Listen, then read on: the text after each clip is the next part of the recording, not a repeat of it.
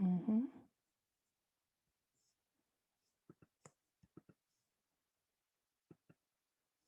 Mhm.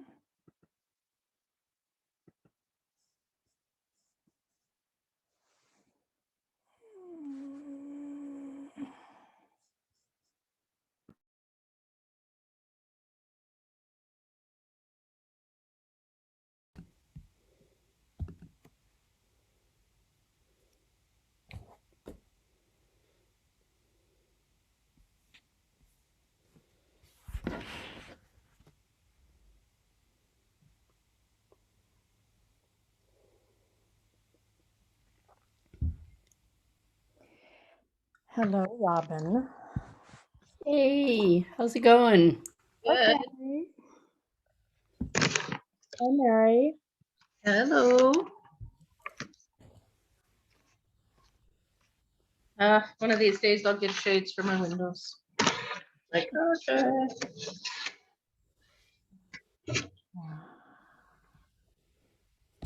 There we go. Maybe do it that way. I'll get a little.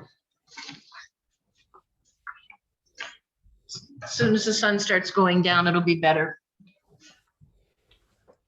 I was just going to say something about that. It looks like an angelic glow.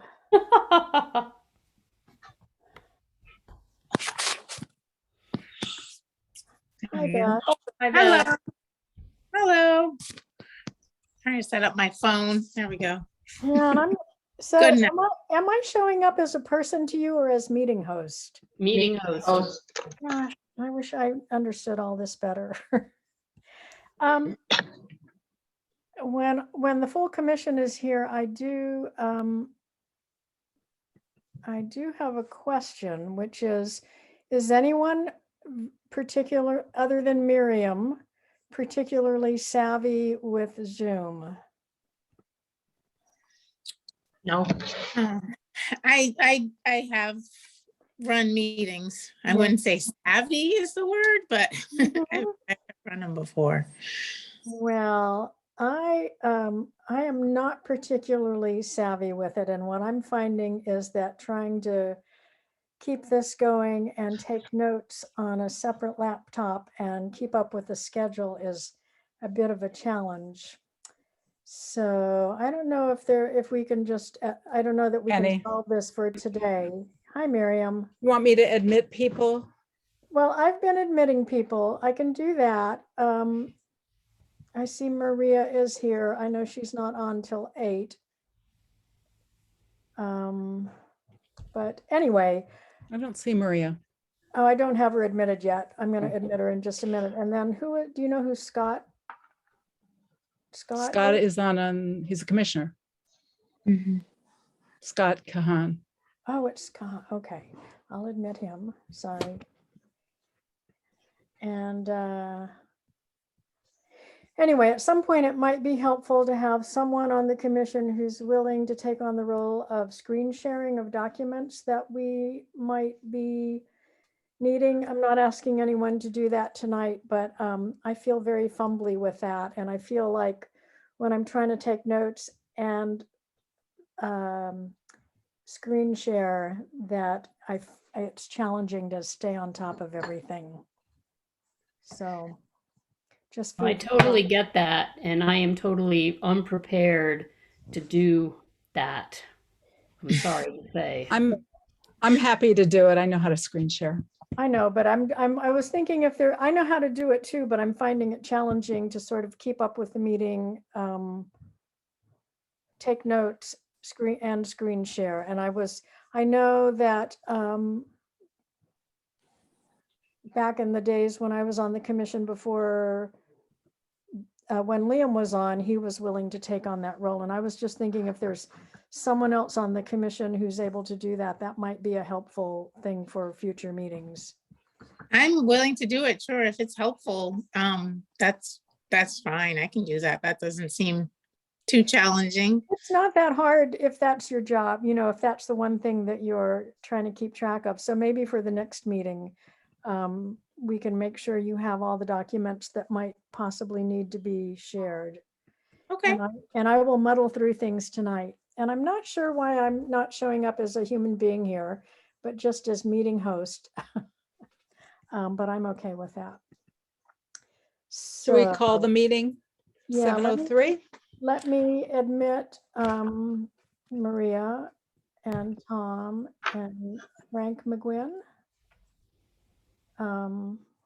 And I guess we can get started. Right. Okay. All right. Welcome, everybody. All right. So going over the agenda, should we address the minutes first before we proceed? We've got 2 sets of minutes that are on the agenda for approval. And I don't know if everybody's had a chance to look at them. You got 3 everybody- sets, right? There's Is actually, there yeah, 3 sets. 3 sets? Okay, I saw here 7:22 and 8:12. What was the other set? 8:19, our short meeting last Oh, week. the short meeting, right? Thanks. So Okay, may I just ask a question first? sure. Well, I'm sorry about my minutes, but I did send them to everybody, but it appears people didn't get them. Is that true? If so, What I'll have you to sent- redo my whole sending people. What Yeah, you sent to her request, Mary, could you please send these minutes? What appeared on my thread was not the 7:22, it was the 6:24. Okay, Okay, so I need to reset, I'll reset up my list again, because I mean, I did send them out with the corrections to everybody, so I apologize, but I don't usually use Google, so something's wrong with my Google list, but I'll fix it. okay. All right, so do we want to consider them now and just put it up on screen share and review the minutes so we can just dispense with this, or? Sure. Yeah, I mean, I looked at all of them. I don't see any corrections that I added. You saw the corrections that I made.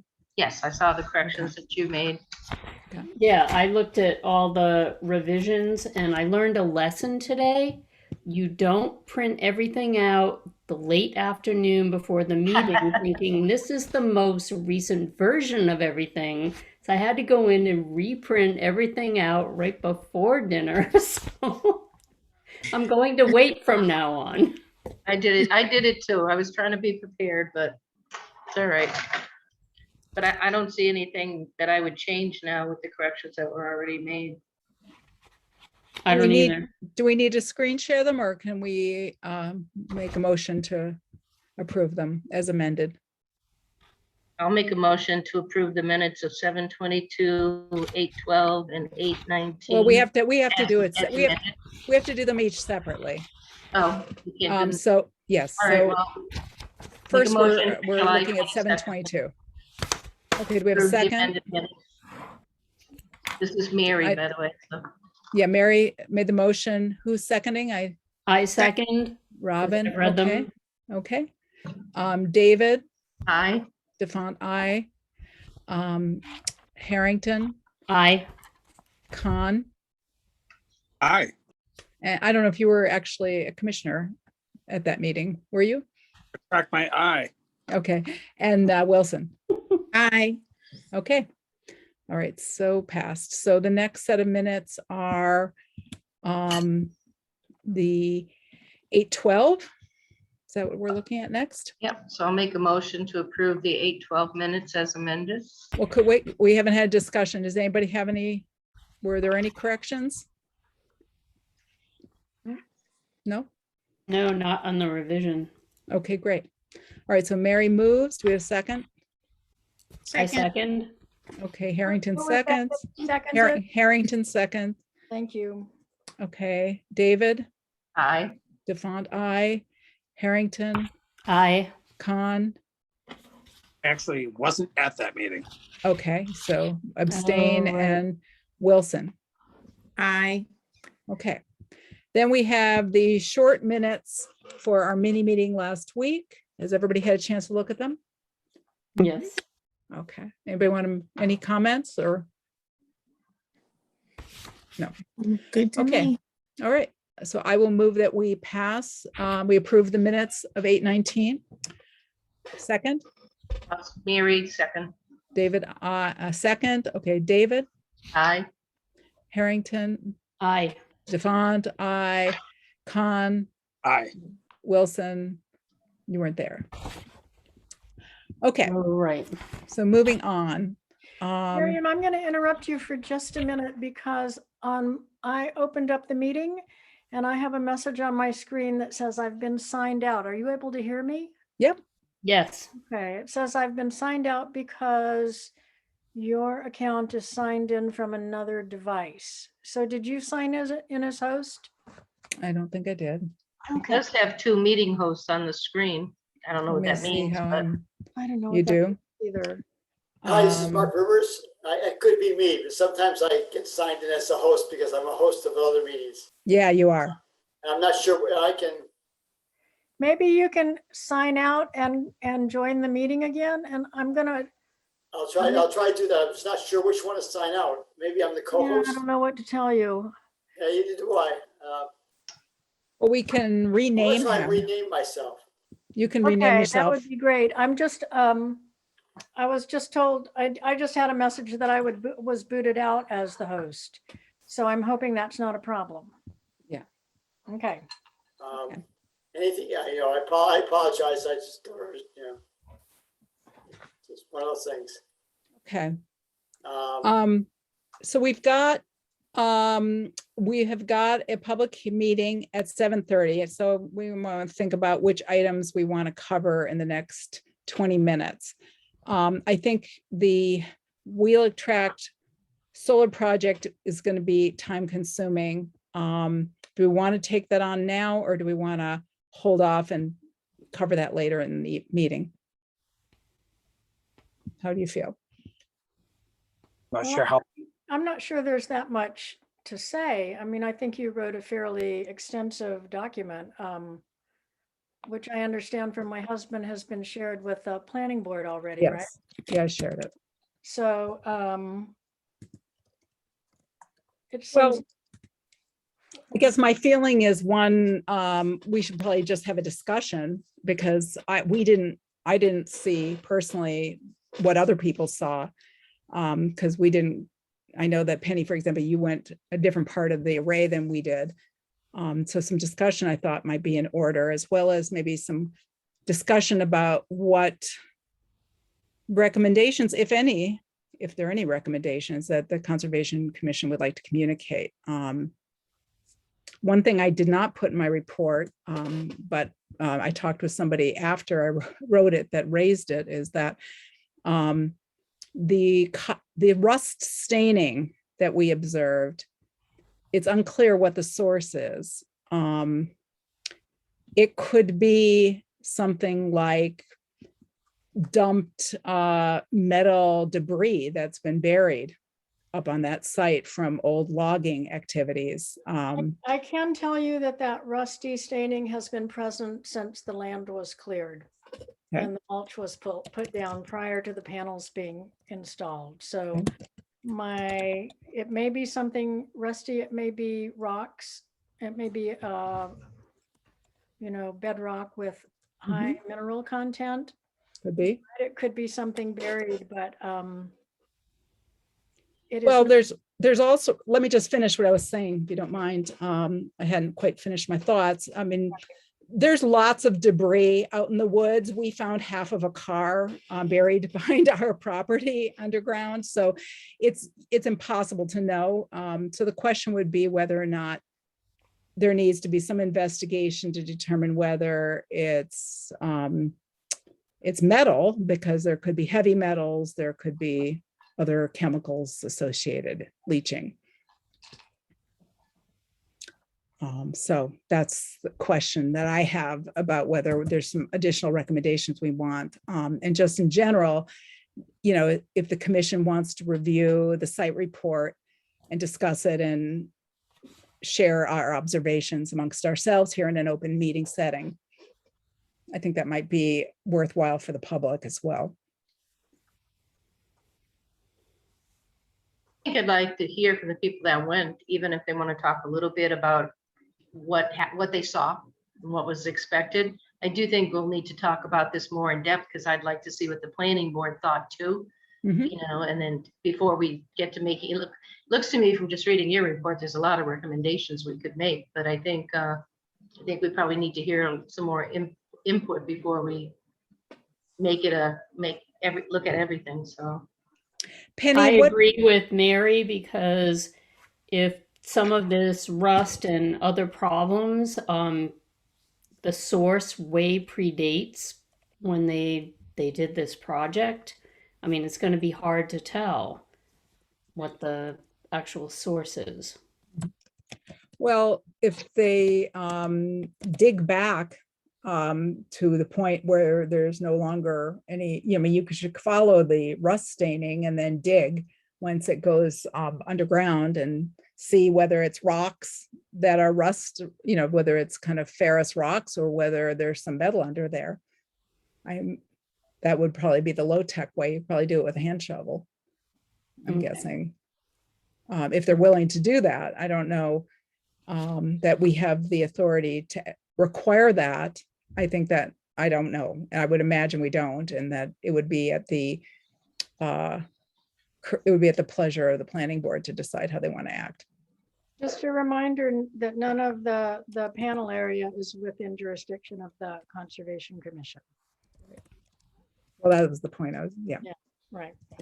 So we can make recommendations. We don't have anything we can mandate, but again, recommendations might be meaningful if people are interested in making a recommendation that this be investigated. I think Scott's got a question there. Yeah, do you, Scott? Go ahead, speak Yeah, up. I can't see you. Where are you?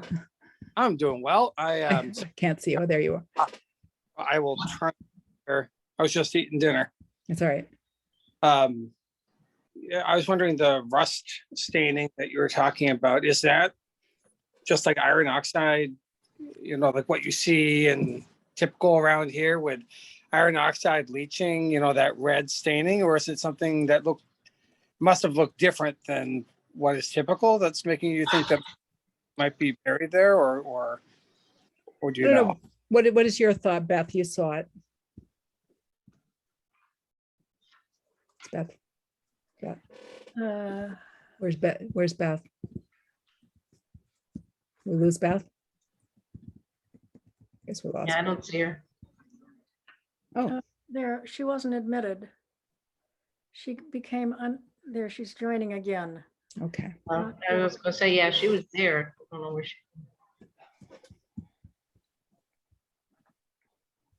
Hi. Hi, Beth. We were asking I was asking you a question about your thoughts about the iron or the rust staining we observed.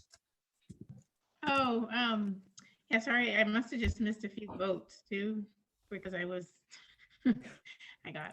We're talking about the site visit now at Wheelock Track. Yeah. I mean, I think most likely it's natural. I guess I haven't heard much about solar panels causing iron runoff like that. So I'm assuming that it's actually natural. But if people really want to, you could sample and see what the concentration is and consider trying to figure out if you think solar panels. But my opinion would be it's probably just the soils. That's what I was wondering, Beth, if it looked like, I mean, there's a lot of natural iron oxide, staining that you find out here coming out of the bedrock. And I didn't know if this was something that looked than that somehow, or if that's what folks thought it was. Yeah, that's what it looks like to me. Often in these kind of situations, you wouldn't see it in that area in the woods because this is the first opportunity for that groundwater to come up to get aerated.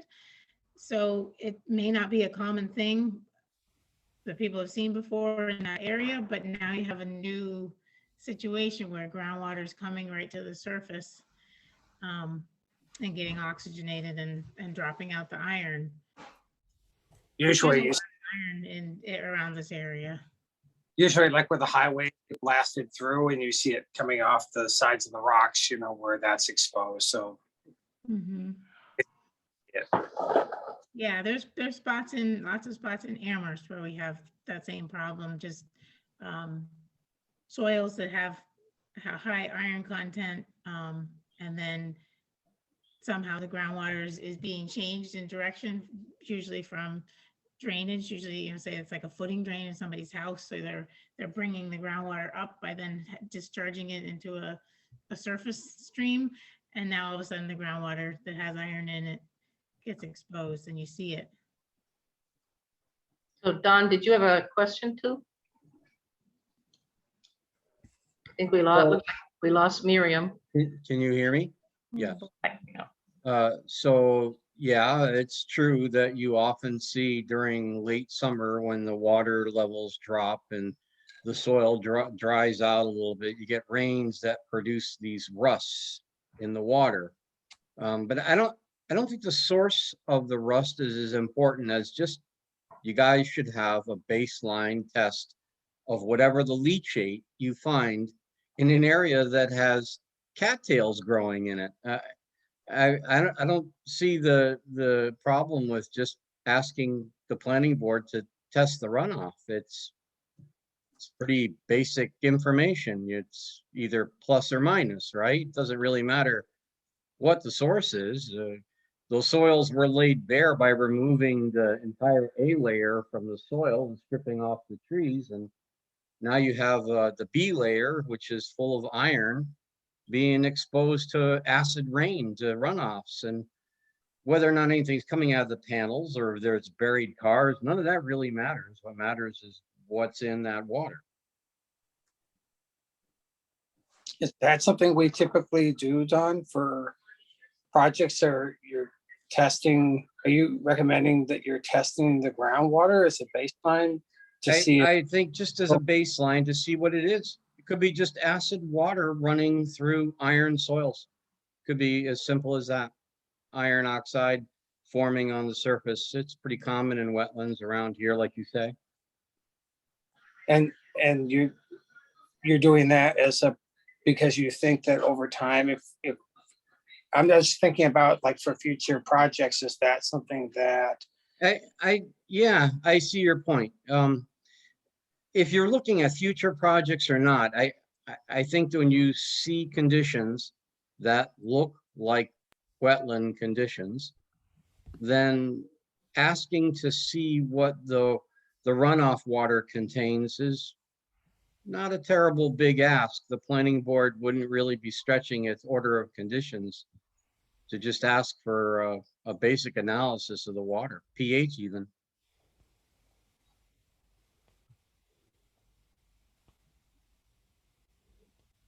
Just saying.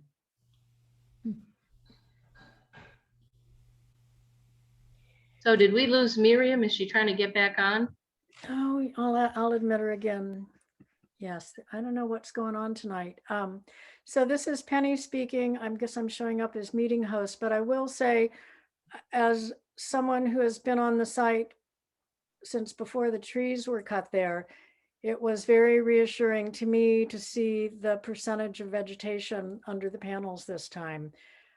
When I was out there last time, 2 years ago, I would say less than 50% of the site was vegetated.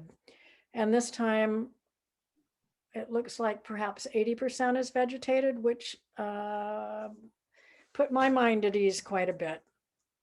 Excuse me, guys, I'm sorry. I got booted off Zoom and couldn't get back on. Are we still talking about the solar project? We are. Yes. Yes. I just said that it was reassuring to see that the vegetation under the panels is much better established than it was 2 years ago. Good. Penny, can I interject? I Yeah. was there 1 year ago, and I wasn't there 2 years ago when you were, and we were impressed. It sounds like what we saw, much higher vegetation than what you saw. So a year ago, it was already starting on its way. Yeah. All right. I know when I got booted off, there were a couple people who had their hands raised. I don't know if they've gotten a chance to talk. Don, you had your hand raised. Did you get to talk? Yes, he talked some about the iron staining. And what was the conclusion about that? His suggestion was we ask the planning board to test the runoff. Okay. And Beth, did you have any thought about it? I think it's probably caused by the soils, but that doesn't mean that we shouldn't still sample it because there is a surface water quality standards and there is one for iron. So it's kind of two things is that, yeah, you would want to know, it's a good idea really, I think, to know what's in that water. But at the same time, what it's flowing into right now is the detention basin, which really isn't, even though it looks for, it is a pond at this point, and as a wetland, it's not jurisdictional because it was a stormwater management system that was installed under an NOI. So it's not jurisdictional, but that doesn't mean that we couldn't certainly ask to have them sample that runoff just to see what's in it. Just for clarification, Beth, it wasn't installed under an NOI. The applicant pulled the NOI that had been filed and reshaped the boundaries of the disturbed area so that it was just outside the buffer zone. So it was done under all the work was done under the planning board special permit for the project. It's tricky because you look at it now and it looks like a pond. I know. And you're like, I agree okay, so with is it you. jurisdictional or not? Is it a detention basin that was stormwater management, or has it now become something that is jurisdictional? Question. Is there a point where it becomes jurisdictional because of the characteristics? It's an interesting question. Beth and I talked about that a little bit yesterday, and it's kind of a gray area. Mhm. Yeah. I am having some difficulty being on Zoom on my phone because I can't see everybody. Penny, if I try to log in, can you admit me? Yeah. On my laptop, it's a little better screen. Let me try it again. I don't know why I got booted off. It's weird. No, a couple people have gotten booted off tonight. I'm not sure what's going on. Yeah. Okay, I'm trying right now. I don't know if you see me. Do I need to log off the phone? I see you, but I'm not sure if it's you on your phone or you on your laptop. Well, I'm on my phone right now. The question is if I need to log off. Do you see me trying to connect on a different device? Let me try to get out. If we could just hold the discussion for 1 second, because it would be a lot easier if I was on my laptop. I don't know why I can't get on. Let me try again. It's just not happening. All right. Okay, it's not gonna, there, it's trying to connect. Do you see me trying to connect right now? All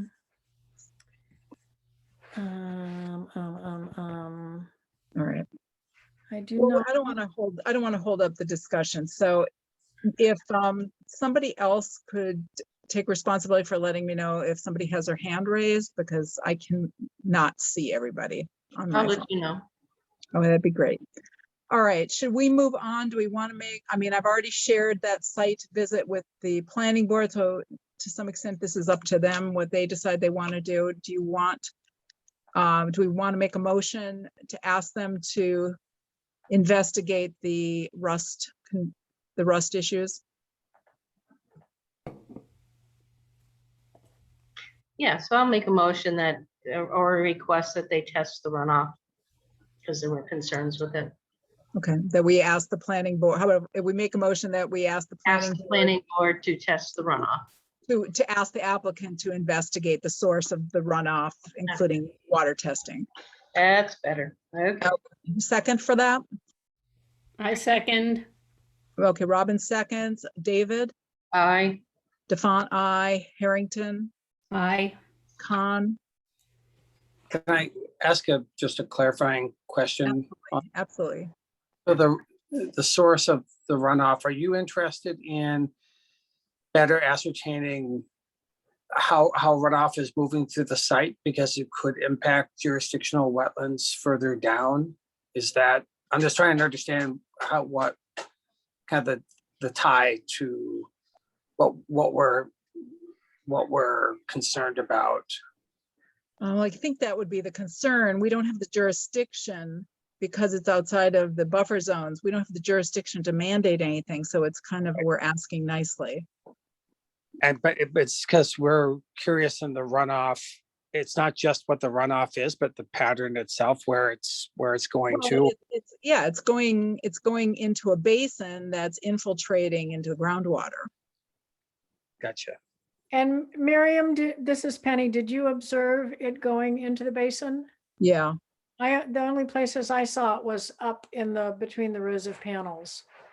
No, I saw it. I saw it down in the rick rack channel that goes down into that, feeds into the basin. I mean, I don't know if it was all connecting, but there was running water going down that channel. So, it may have been filtering out, so it wasn't really evident by the time it got into the basin, but it wasn't I didn't just observe it up by the panels. Okay. And it couldn't be the culverts because the design says the culverts are plastic, so it's not rusting culverts. Who knows? Okay. Okay. To answer your question, so yes. Yeah. Okay. And Wilson? Hi. Okay. It's 7:30. So we should pause our discussion and move on to the RDA for 35 South Laurel Road for the Gribco family's irrigation system.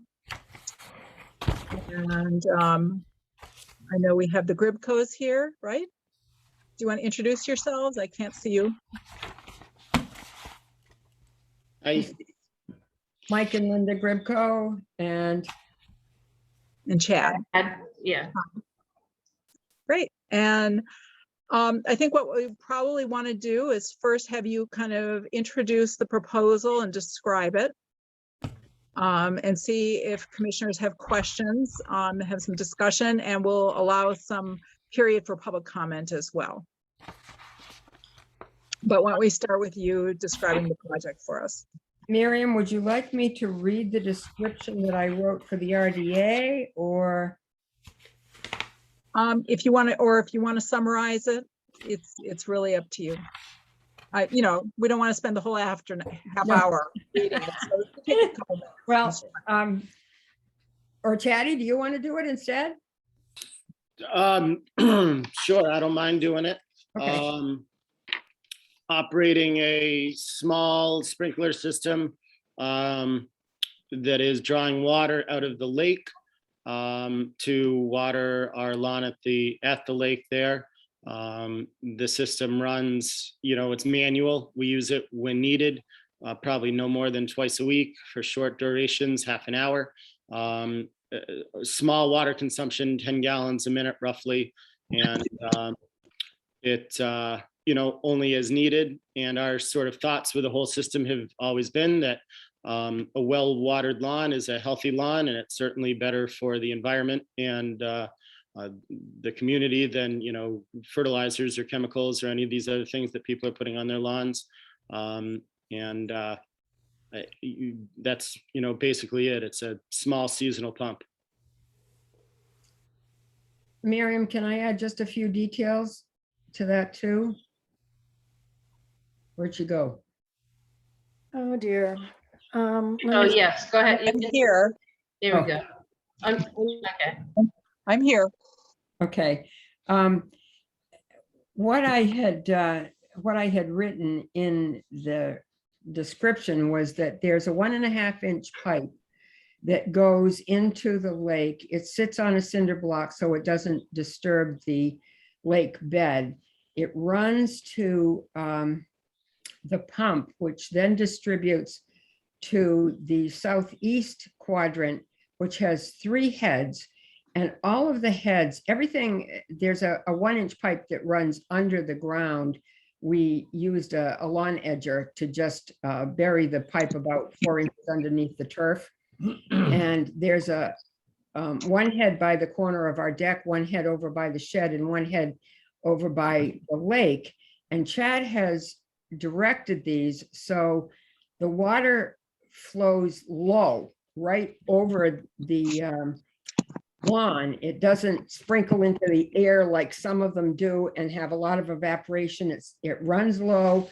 It sprinkles only the lawn. It doesn't get on the buildings. It doesn't get in the lake. It doesn't get in the driveway. It doesn't get in the road. We have 1/3 of an acre that includes a house and a shed. So obviously it's not a big lot. He's not watering very much. Those 3 heads on the southeast quadrant work on one cycle, and then 2 heads on the northeast and southwest. 2 heads on the other side work. So there's a total of 5 heads, and each works approximately half an hour.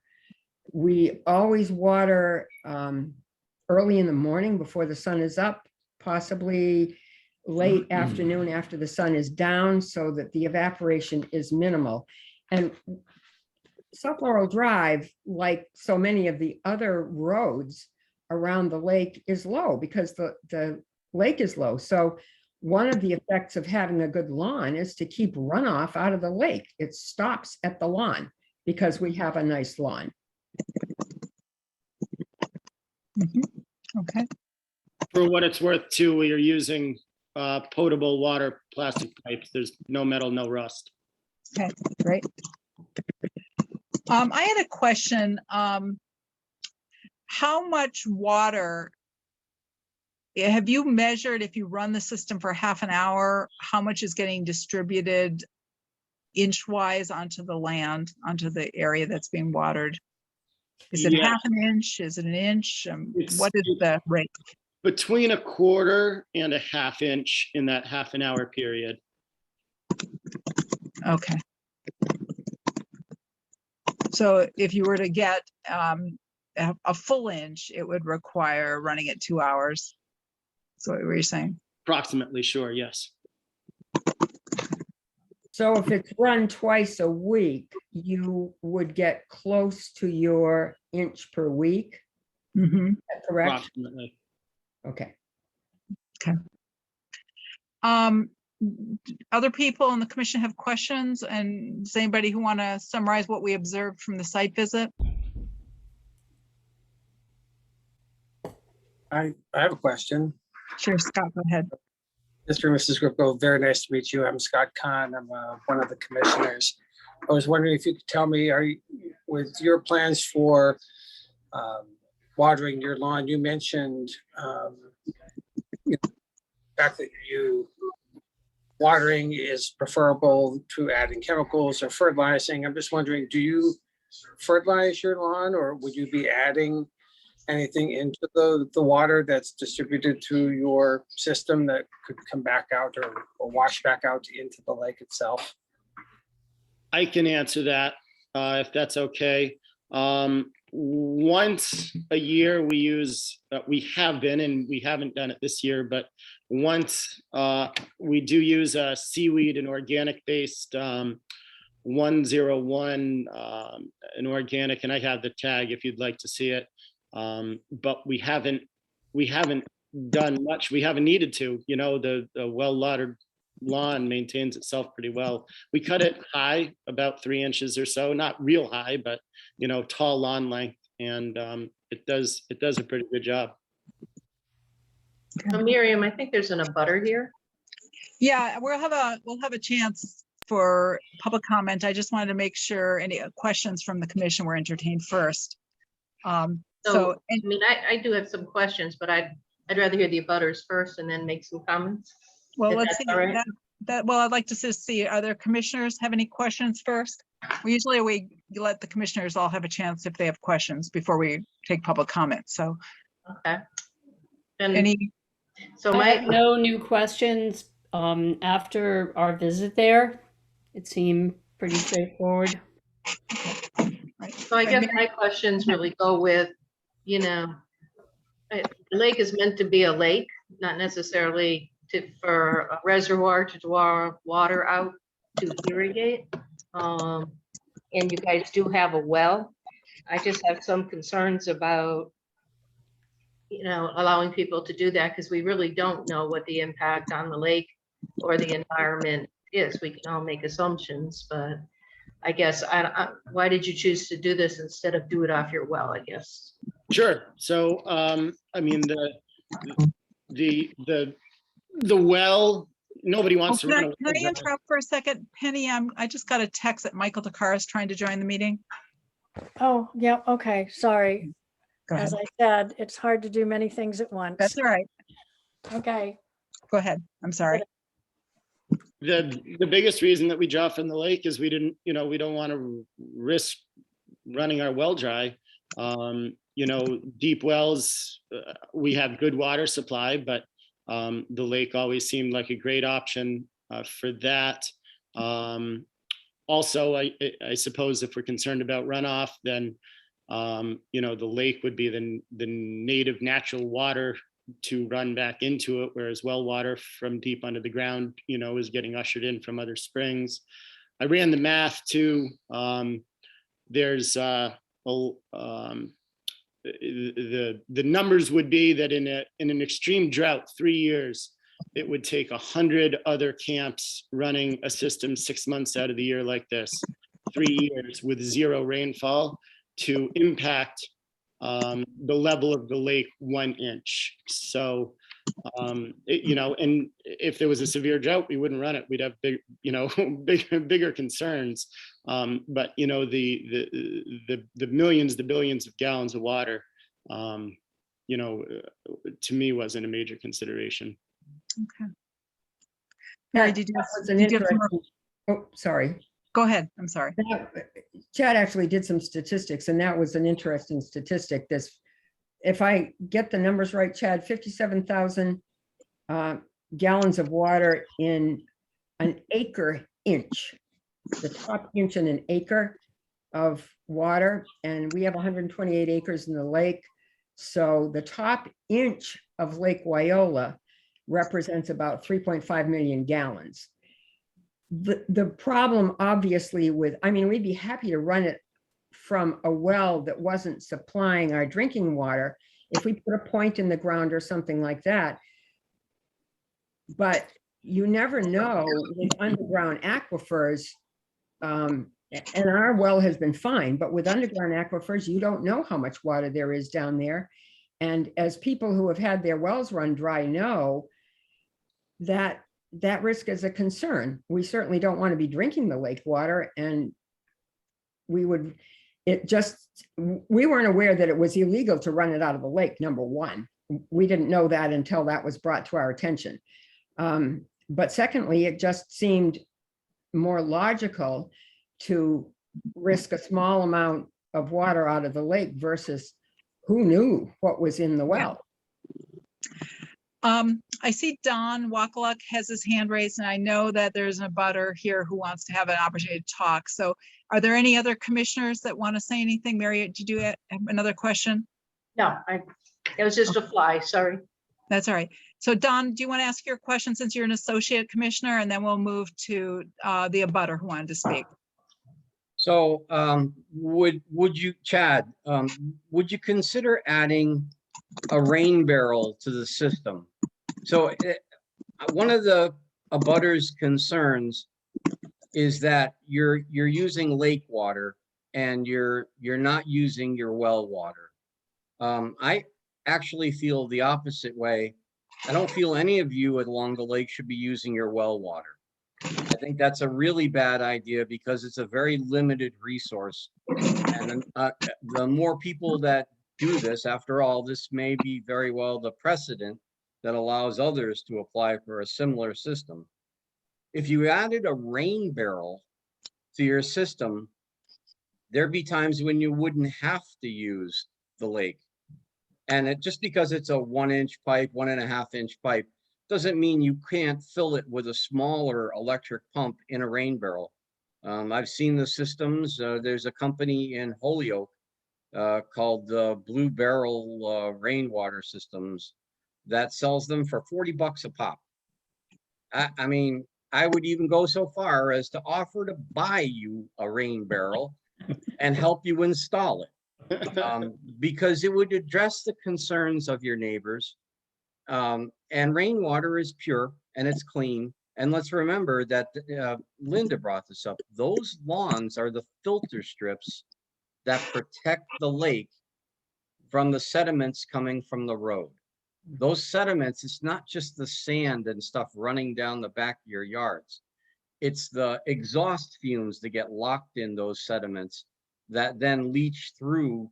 And the only thing that stops them is your lawns. It's the one thing you all have in common is you all have lawns and vegetated barriers along your shorelines. It makes sense to keep them alive through drought. And this is not a turf or a lawn issue. This is a filter strip issue. Remember that this is a closed loop. If you use it from the lake, you're putting it back in the lake. Is that good? Is that bad? Well, I'm not going to decide that. The commission will. My feeling, though, is that if you made an effort to put in a rain barrel, that's at least a compromise. And I think the residents like Mary are concerned about a lot of people doing this around the lake. And, I'd like to see you guys do a real good job and set the example for the public. Just my opinion. Again, I'm only an advisor. I have no vote. Yep. I'm in, sure, I'd be open to that with, further conversation, what happens if it doesn't rain for a period of a couple of Exactly. weeks. But then remember, we had those storms where it rained a lot. Right. And you could have had 5 barrels and it would have filled them up. Yep. So you're right. I'll do it. If it's a drought, the barrels don't get full. Right. But it acts as some storage, and I'd certainly be open to that, sure. Okay, Can I add one more detail, Miriam? sure. Our vegetable garden, we have 4 raised beds for vegetable gardens. Our vegetable gardens and some of our flowers are actually watered, and actually a border of bushes are actually watered by soaker hoses that are underneath the soil. And those are run off of our well because those do need to be watered more often than the lawn. So we are not running the lawn irrigation system to keep those alive. Those come off of the well. Understood. Okay. Tom, I believe, do you want to identify yourself, Tom, who's the butter who had wanted to speak? Hi, thanks, Miriam. Yeah, I'm Tom Seifert, is how you say my last name. And what address are you at? Thank you. 27 South Laurel Drive. Go ahead. Thank you. Thanks actually to the last comment that, or to Don actually for his last comment. I think that's a really nice way to think about it is alternatives, and maybe alternatives that don't have such impact of the same nature. I would really appreciate exploring those sorts of ideas. I sent some of the commission a document detailing several of my reasons of concern. Was the commission able to read that, or should I reread that? I didn't want to waste time, or can that be submitted for something of public consideration? It was shared, it was shared with the full commission. Yeah, I think we should assume folks read it. Okay.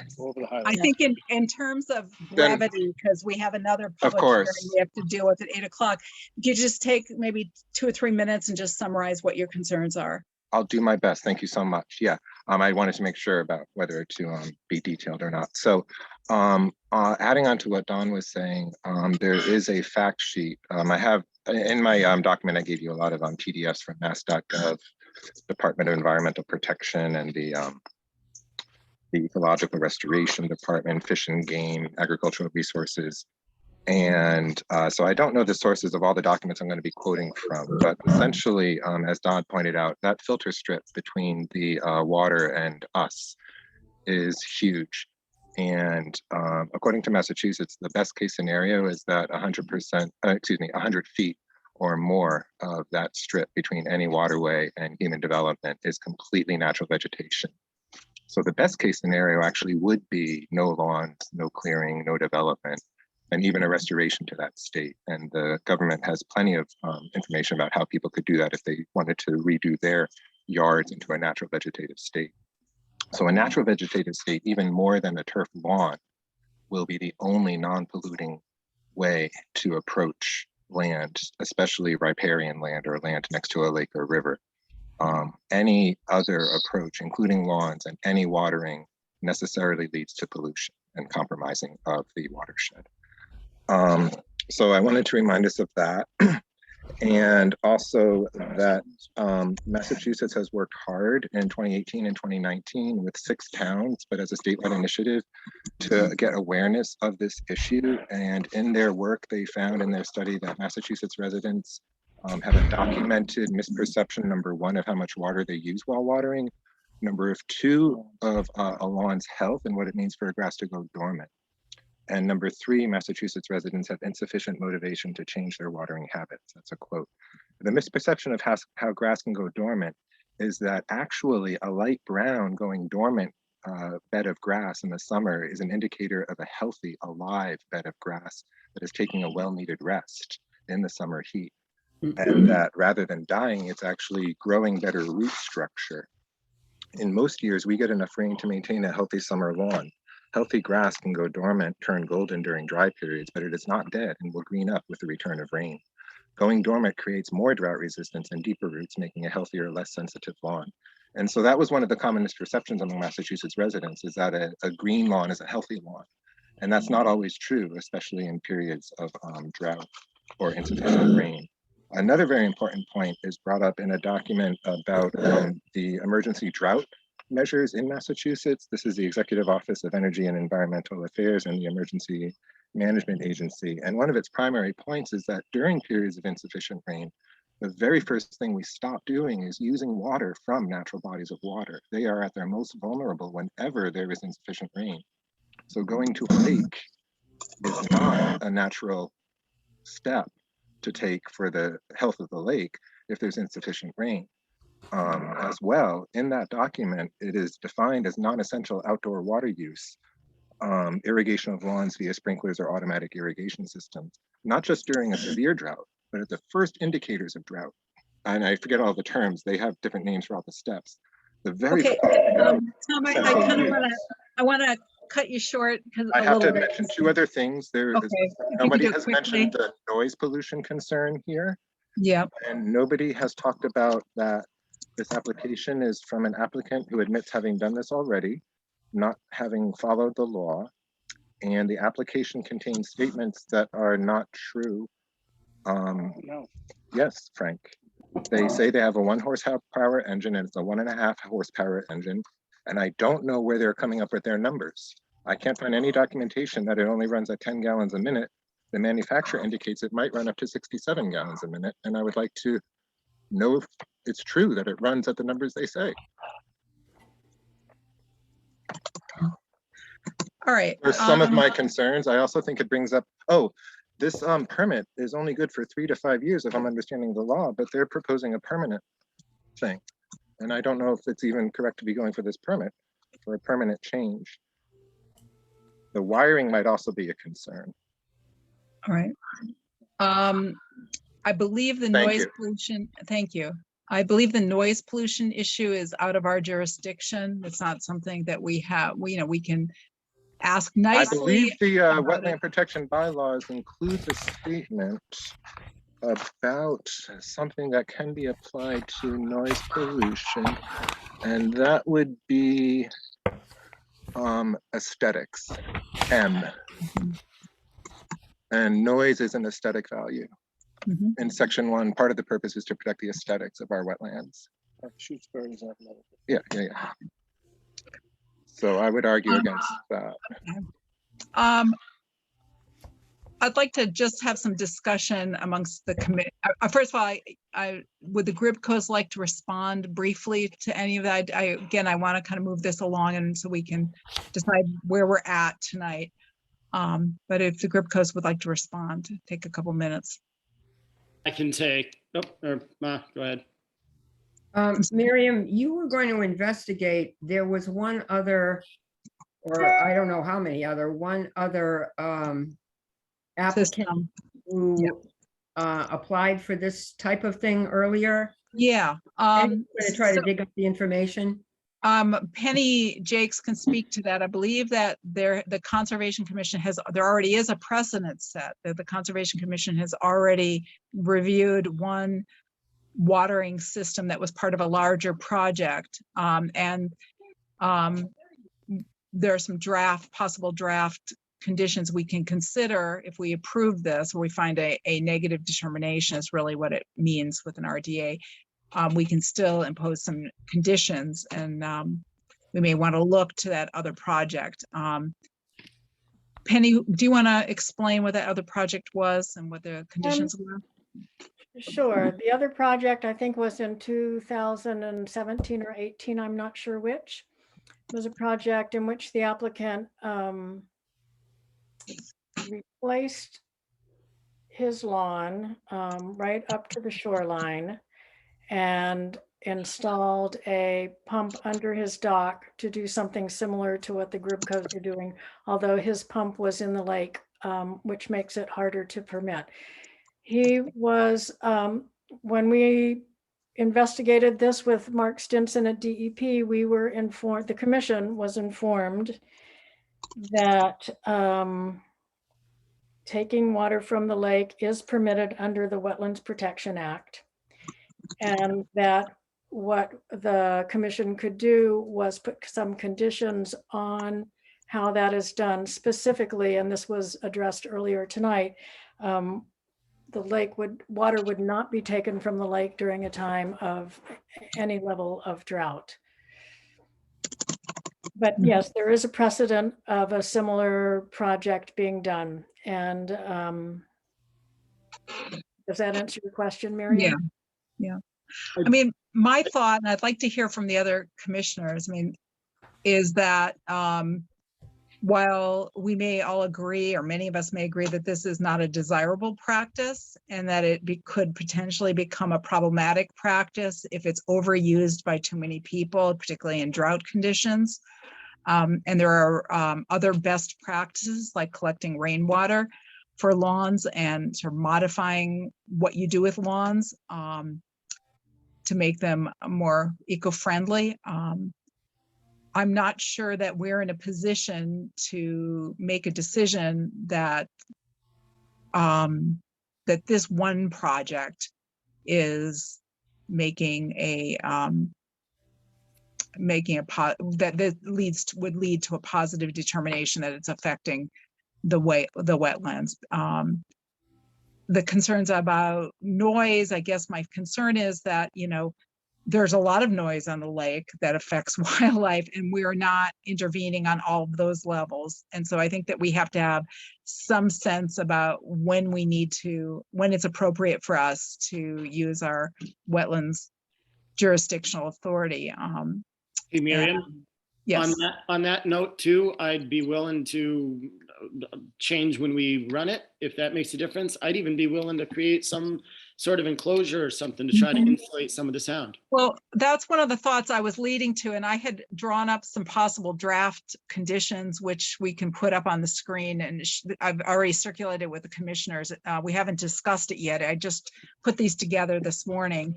And, you know, we can't mandate what you do with sound at this point, but we could ask nicely, and there are ways to create soundproofing. You did operate the system when we were there, and I will agree that it was loud, and it's right on the boundary with your abutter. And if it's operating early in the morning, and somebody had their windows open at 6 o'clock or 7 o'clock in the morning, that would be a kind of an unpleasant noise. So if there's a way to mitigate that, and I think we could also talk about what would be the hours or times of operation to try to make it appropriate and maybe less impactful for the abutter. Absolutely. Other commissioners, could we hear from other people weighing in what your thoughts are about this? This is Penny, and I'm going to weigh in for just a minute and remind you that it's 6:58. Right. We have another hearing at 8 o'clock. Right. So what we might need to do is we can continue this hearing and then reopen it later, because I think that our our 8 o'clock hearing is going to probably Well, take about 10 minutes. Right? Actually, if the commission feels it has sufficient information to deliberate, you can close the hearing and you can complete any special conditions outside of the public hearing. Hearing. Okay. Scott had something to say. Yeah. Go ahead. Oh, thank you so much. Can we get numbers, please? Because we don't know how much water this is pumping. Could we get that figure, please? Yes, so Where did the 10 gallons a minute come from? so each sprinkler, so when you put the little sprinklers themselves in the ground, you have options of all sorts of different orifices that you put in it, and they're all clearly marked with I'm just gonna Can jump we get in a here and measurement say- of that? And wait, can we get a calibrate? Like, excuse me, how can we excuse trust me. that? Tom, Yes. I'm gonna ask you just to stop right now. Okay. I think that's a question we can ask them to answer, but we can't do it and start our other public hearing that's scheduled for 8 o'clock.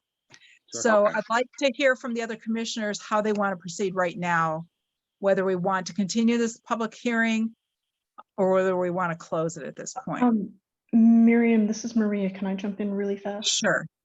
If you all feel that you need a few more minutes for this in order to make your decision, that's totally fine with me. I do not mind waiting a few minutes.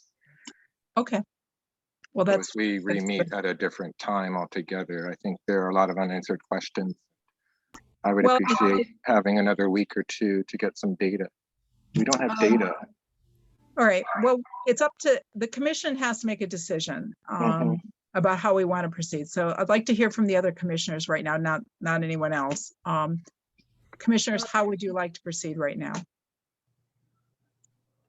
I have a question. Who's Beth? Okay. Beth, yeah. Because the piping itself and the cement block and whatnot actually sits in the lake. The system does have an impact on the lake physically, and so really in that way, we may need to ask for a notice of intent. I talked, this is Penny, I talked with Mark Stinson about that. He told me that as long as the pump was not in the lake, this could be done under a request. Okay. I guess it can be, but it's the question of whether the commission would like to see more information, and you can get that through a notice of intent. That's just one thing you could do. Okay. All right. So, what do people want to do? I I guess got his hand up. the question is really, do we have enough information to close the public hearing? Do we want to continue the public hearing? Do we want to require an NOI? So Scott had his hand up. Oh, Scott does. Okay, go ahead, Scott. My Scott, question, can you just jump in here? thanks, Miriam. So real quick, can one of the conditions be that the portion of the system that extends into the lake be removed? Or is that something that can't be, are we permitting the part of the system in the lake? Or is that something that could be a condition of whether or not that is a permanent or a temporary item? So I think nothing, what we would do. Penny, do you want to respond to that? I don't know the answer to that. To me, that's important. I guess I'm not wild about permitting a permanent structure extending out into a public water like that for some of the reasons that some of the other commissioners have mentioned. But I do think maybe a temporary with conditions that I've heard enough where something like that might be permissible. hey, Scott, real quick, two things. First of all, we pull it out before the lake freezes, and we pull it out probably in mid-September, and it goes back in April. Also, if the cinder block is a problem in the lake, glad to delete that and it can sit, I can figure that out if that's a problem. How would you figure that out? You put it on rocks. Sure.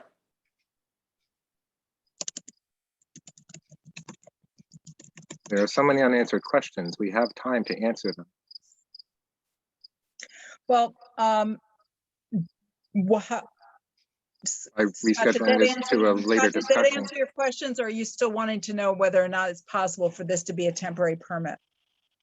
Well, which that, case, that was my question, if it could be, if it could be temporary in nature, what's going into the lake. And what I'm hearing is that, yes, that could be part of the conditions, would be to regulate, how long the system is able to operate, and what, and when it put in the jurisdictional body and when it is not.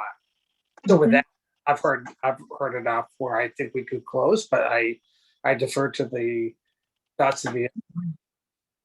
Okay. Just so folks know, some of the conditions that I pulled together in a draft include how many days, times a week it can be operated, for how long, how much water total, and times of day, as well as Yep. that it not be operated any time when the state has determined we are in any level of a drought condition except for a normal conditions. So even if it's in a mild drought, it would be not allowed to be operated. I'm wondering if we can actually add a condition about requiring a water barrel, a rain barrel. Thank you. That could be just, if we're permitting this system, but it has to include a feature of using a rain barrel. Sure. As a Good supplement. idea. Yeah, especially because this could end up being some kind of a precedent. And if we Yep. say that at this point, then anybody else who comes forward wanting a similar system, we have to say, well, you have to definitely include a rain barrel and use that water first. Mhm.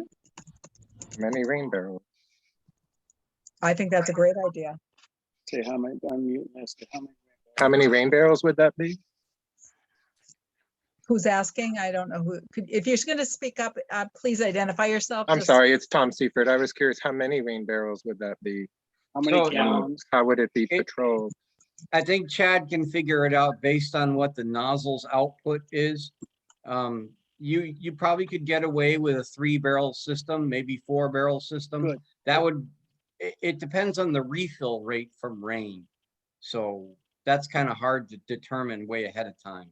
But 3 barrels is 150 gallons. It's enough to fill the system and use it a couple of times. Mhm. So You mean it's how many gallons? 50 gallons per barrel, Don?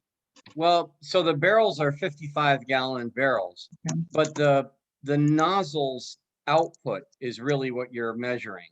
You're measuring how much water it takes out of those nozzles to water the lawn half an inch. If you did it the way most people are going to do it, which is from their wells, you'd really be impacting the water. You'd be impacting the water table, especially the wells down at the lake. They're all shallow wells. None of those are 300, 400-foot I wells. believe the Gripcos have a deep well. Tom, I'm going to mute you because I believe this needs to be a conversation. Well, there are some facts that are not facts. Right. Then please just raise your hand, and if we'll do our best to call on you. I can't see you, so somebody else has to be monitoring whether people have their hands raised. Chad and Linda, how does that sound to you? Sure. Yep. And I'll run the numbers on a rain barrel and, or storage equivalent. And we can implement that for sure. And I have a pressure gauge on the system, and the nozzles they state the flow rate at a given pressure. We run at about 30 PSI. So I have a pretty good calculation of overall water usage, and then I can size the rain barrel storage system appropriately. The condition we were thinking of was that you not water more than an inch on the lawn area per week. Agreed, without a doubt. Yes. So it'd have to be monitoring that with a rain gauge or something. Yeah. What about time of day operation? And I guess the trade-off here is that the early morning is the best time before, things are cool and before the sun starts evaporating. for things to actually soak into the ground. But that also means that the pump is operating when people might be sleeping. Late afternoon, I think, is less desirable because everything's hot. So, you know, even if the sun's down, the ground is hot, the grass is hot, there's going to be more evaporation loss. So Tom and Robin both have hands up. Yeah, okay. Robin? I was not. Oh, you were just waving too? I thought he was saying I'm out of here. Oh, No. He If had my his goes- hand like right Okay. up to the I don't know screen. how to Tom- raise my hand on Zoom Tom, besides do you doing want- that. Okay, go ahead, Tom. Miriam, I fear that you're overlooking a core fact, which is that no watering is actually the conservation ideal. And it's not true, actually, factually, that watering in the morning is good. No watering is good, and that's the only good. And I'm just afraid that the conservation principles are being ignored, that primarily a lawn in New England does not need water. It is okay on its own, and Massachusetts.gov tells us that. So to say that there's a time of day when watering is better than another is ignoring the fact that no watering is best. I think your time of day was more to address the noise issue, wasn't it? Well, also just evaporation loss. Well, all of those are giving permission to, or they're saying that we believe in watering. And we all know that watering is not necessary for a New England lawn. So It's Tom, conservationist. this is Penny. You have to keep in mind that the Conservation Commission works within constraints, and there is no regulation within the Wetlands Protection Act that disallows watering a lawn with a lake. And so I'm not saying that. I'm saying that the Wetland Protections Bylaw encourages thinking of wetlands value. And it's a wetlands value not to so does the water. Wetland Protection Act, I'm sorry? as does the Wetlands Protection Act. Right, and one of the But there- core wetlands values is not to water unnecessarily. And any watering of a lawn is an unnecessary watering in New England. So it is spoken to in the Wetlands Protection Bylaw by speaking about wetlands values.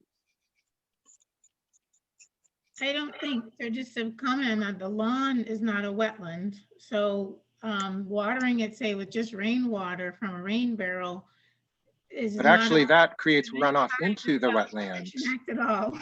But that creates runoff into the wetland is the point. Well, we don't Any think, non-natural vegetation along a waterway that requires watering absolutely causes some runoff. No watering and no lawn. My- the Tom, ideal. Tom, could you please just stop for a second? I just would like to say something. My understanding is that the WPA, the Wetlands Protection Act, does not actually allow us to, oddly enough, to regulate the use of water. It regulates the wetlands, but not the actual water, is the way that I understood it from looking at some guidance from the Massachusetts Association of Conservation Commissioners. Does this make sense to you, Beth? I know or Penny. Yeah. Correct, water is not regulated. Well, Water who is owns not the water? regulated. Who owns the water? It's a great pond. Well, it's not covered under the Wetlands Protection Act, and there are towns that want to have water restriction bylaws or watershed protection districts can do this by municipal bylaws, but we don't have those regulations in our town bylaws. Town could potentially create those, and maybe in the end someday that's going to become necessary, because with climate change it may become unpredictable how the levels in the lake, and it may the lake may be in greater jeopardy than it already is, and there's going to need to be greater regulation in order to protect people's properties and wells and, you know, the health of the lake. But right now we don't have those tools available to us, so we can't create them. We can't create them for one individual applicant's project. That wouldn't, I don't think that's reasonable.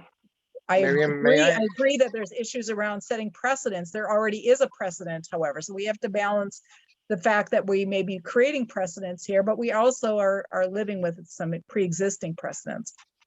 How is drainage not using the water? It is using the water, but the Wetlands Protection Act doesn't regulate the water and whether how it can be used or But it not. regulates drainage. I'm reading page 5, drainage or other disturbance of water. I would like, this is Penny, I would like to recommend that the commission take a vote as to whether they've received enough information to close this hearing or not. Okay. Somebody want to make a The motion? commissioner needs to make that motion. Who would like to make that motion? I'd make that motion. Who's that, Scott? Yes. Okay, do we have a second? I'm sorry, what's the motion for? Motion?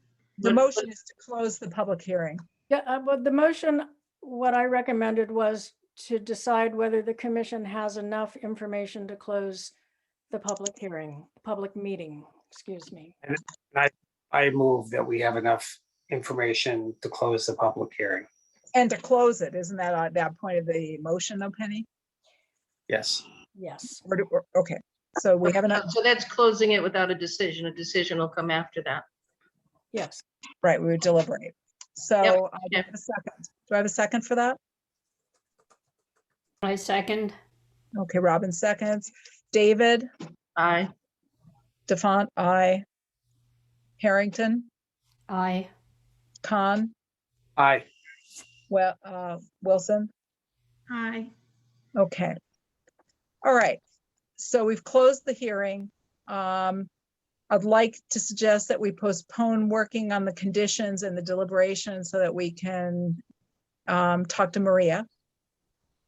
Since she's been waiting patiently for 15 minutes. And I would like to say that the applicant and other interested parties do not have an opportunity to deliberate on the conditions that the commission decides. So if you've closed the hearing, you need to do this with no more input from the applicant or abutters. Yes. Yes. So Tom has a question, I think. Is he allowed a question? Tom, if it's a brief question. Yeah, just how do I stay informed about what's going on? And if I wanted to appeal anything, how would I do that?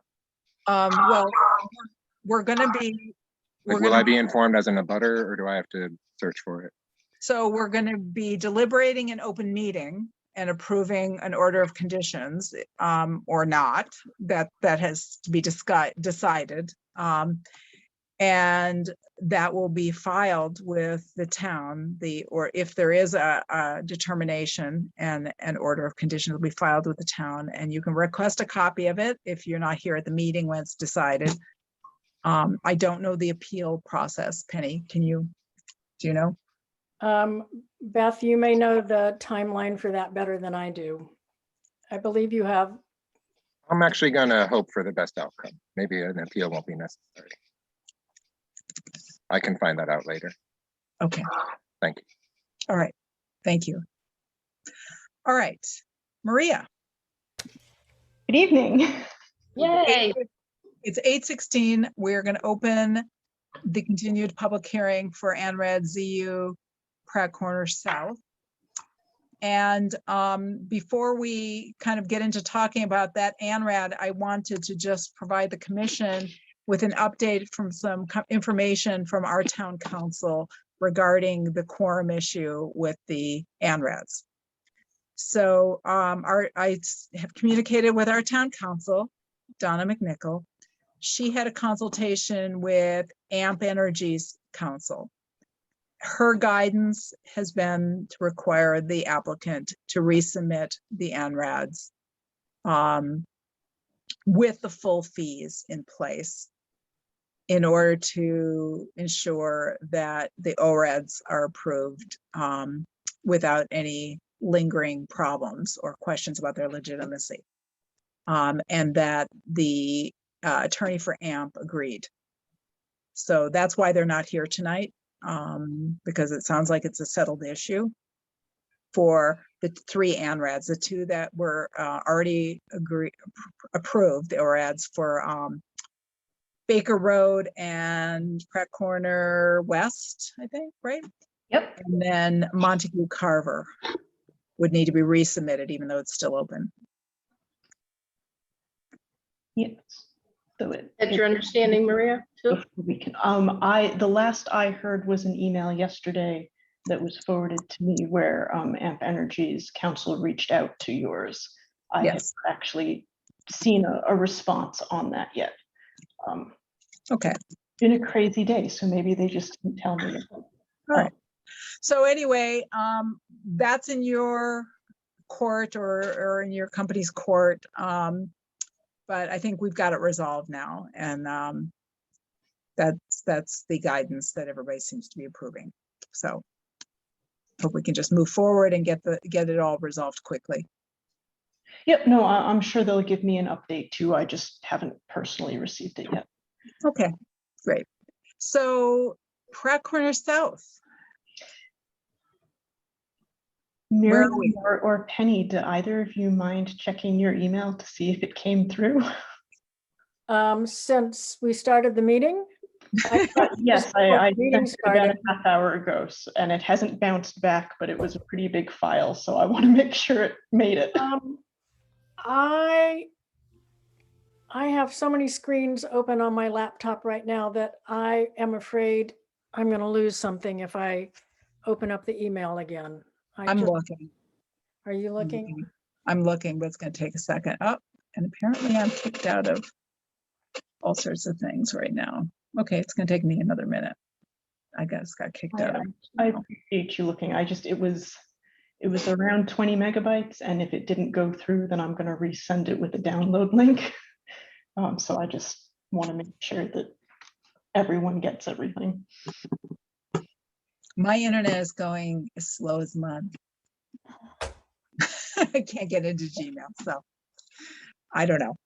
Oh, well, if you've got email, you should definitely receive it. And as I said, I haven't received any bounce backs. I usually get those pretty quickly. So I think it went through. I just wanted to. Okay. Well, we'll let you know if we didn't get it. We can't obviously do anything with it tonight. So we need to continue. We need to find a continuation date. Yes. So my hope, since I have actually sent it now, is that we can continue it for the next meeting, because at the next meeting we have a slot for the Montague project, and that is going to have to be continued because the peer review will not have happened yet. Okay. So that's going to be a super short conversation because it's going to be continuant. So I'm hoping we can mostly use that slot for this one instead. So that's the 9th, September 9th meeting? Yes, if everyone's amenable to that.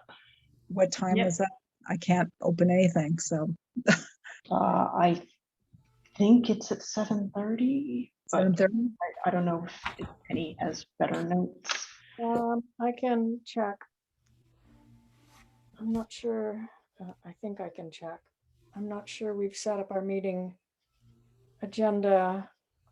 I don't think we've set up our meeting agenda for that yet. I'd have to quickly go back and look at the minutes, but that is what I recall. I'm pretty sure it was 7:30.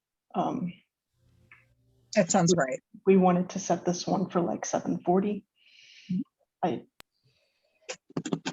Okay. But I can't look because my internet's not working. Understood. Okay. It's 'cause I'm streaming on my phone. And Maria, just to be clear, Emily Stockman received the map as well? Yes, I sent it to the Concom email, Miriam and Emily. Okay. Great. Okay. All right, so. I will get hard copies. They'll probably at this point arrive on Monday, Okay. but the hard copies are coming too. So I move that we continue the public hearing for ANRAD ZU Pratt Corner South to September 9th at 7:30 PM. Is there a motion? Is there a second? I second. 7:40 PM, correct? 7:40. Want to do it that way because we already have the We already 7:30. have one at 7:30. Okay. That could be 7:31. All right, 7:40 and David. Aye. Defont, aye. Harrington, Aye. Khan, Aye. and Wilson. Aye. All right. Just for the record, who seconded that? I did. Thank you, Robin. All right, so we can move on.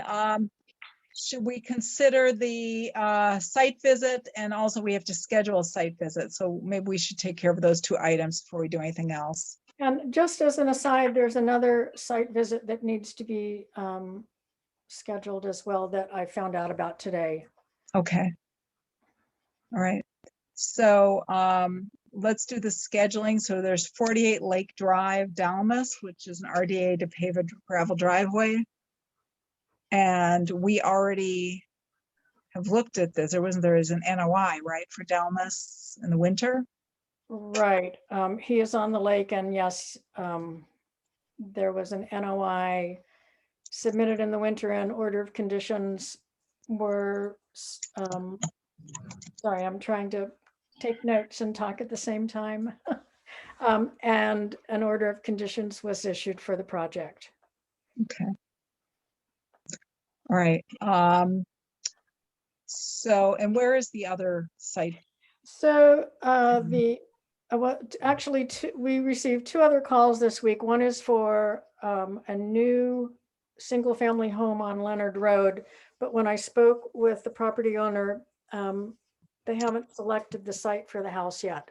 So I advised them to get back in touch when they had the location of the well, the septic system, and the house staked, and the commission would come and look at it at that point. But the one that arrived, actually, this was an RDA that arrived today. Many of you are familiar with what's called the parsonage in town at 32 Leverett Road. There's been construction there for a while, and I've actually been a little concerned because there's a stream immediately to the east of the property. And there's an RDA that's been filed to get a legal septic system. I guess the existing building is somehow tied into the fire station septic system. So we need to set a hearing time for that and also do a site visit before the September 9th meeting. Do we have the RDA with the maps and everything for that? The packet arrived today. I didn't look at it very closely. It was very confusing, but there were multiple checks in there for a variety of things, and I need to talk to Becky to understand better what exactly is going on. Okay. All right, so I think it would be good if we could, if there's possible to get us a digital site plan. You can scan it next week when you're in the office. I think it's a big map from what it looked like. Oh, okay. Well, and they only sent one copy. Yes, that's all they need to do for an RDA. So, but someone can start, I mean, it's two buildings down from town hall. So someone could pick up the map and use it for the site visit. I'll see what I can do next week, but. Okay. All right. Why don't, so basically we've just got two site visits. We've got the 48 Lake Drive and we've got the parsonage. Correct. At 32 Leverett Road, right? Yes. Okay. You have times the homeowners are available? No, I think it's typically what I try to do is set up the site visit and notify the homeowners, just because there are 5 commissioners and one homeowner each. It's just too complicated to, unless you want to go out on multiple days. Mhm. Yeah, I'm more concerned with setting up days and then canceling because we haven't contacted the homeowner. Right, we don't want to do it on Monday because that doesn't give us time to do this, and Penny's hours are limited, so it really should be after Tuesday, really Wednesday, Thursday, or the weekend. Or it could be the following Monday if it were set up now, if Monday's good for you. All I right. think the following Monday is Labor Day. That's a bad day. Yeah, the 6th, September 6th is Labor Day. Yeah. So I don't have a problem with September 2nd in the afternoon, if that's a possibility.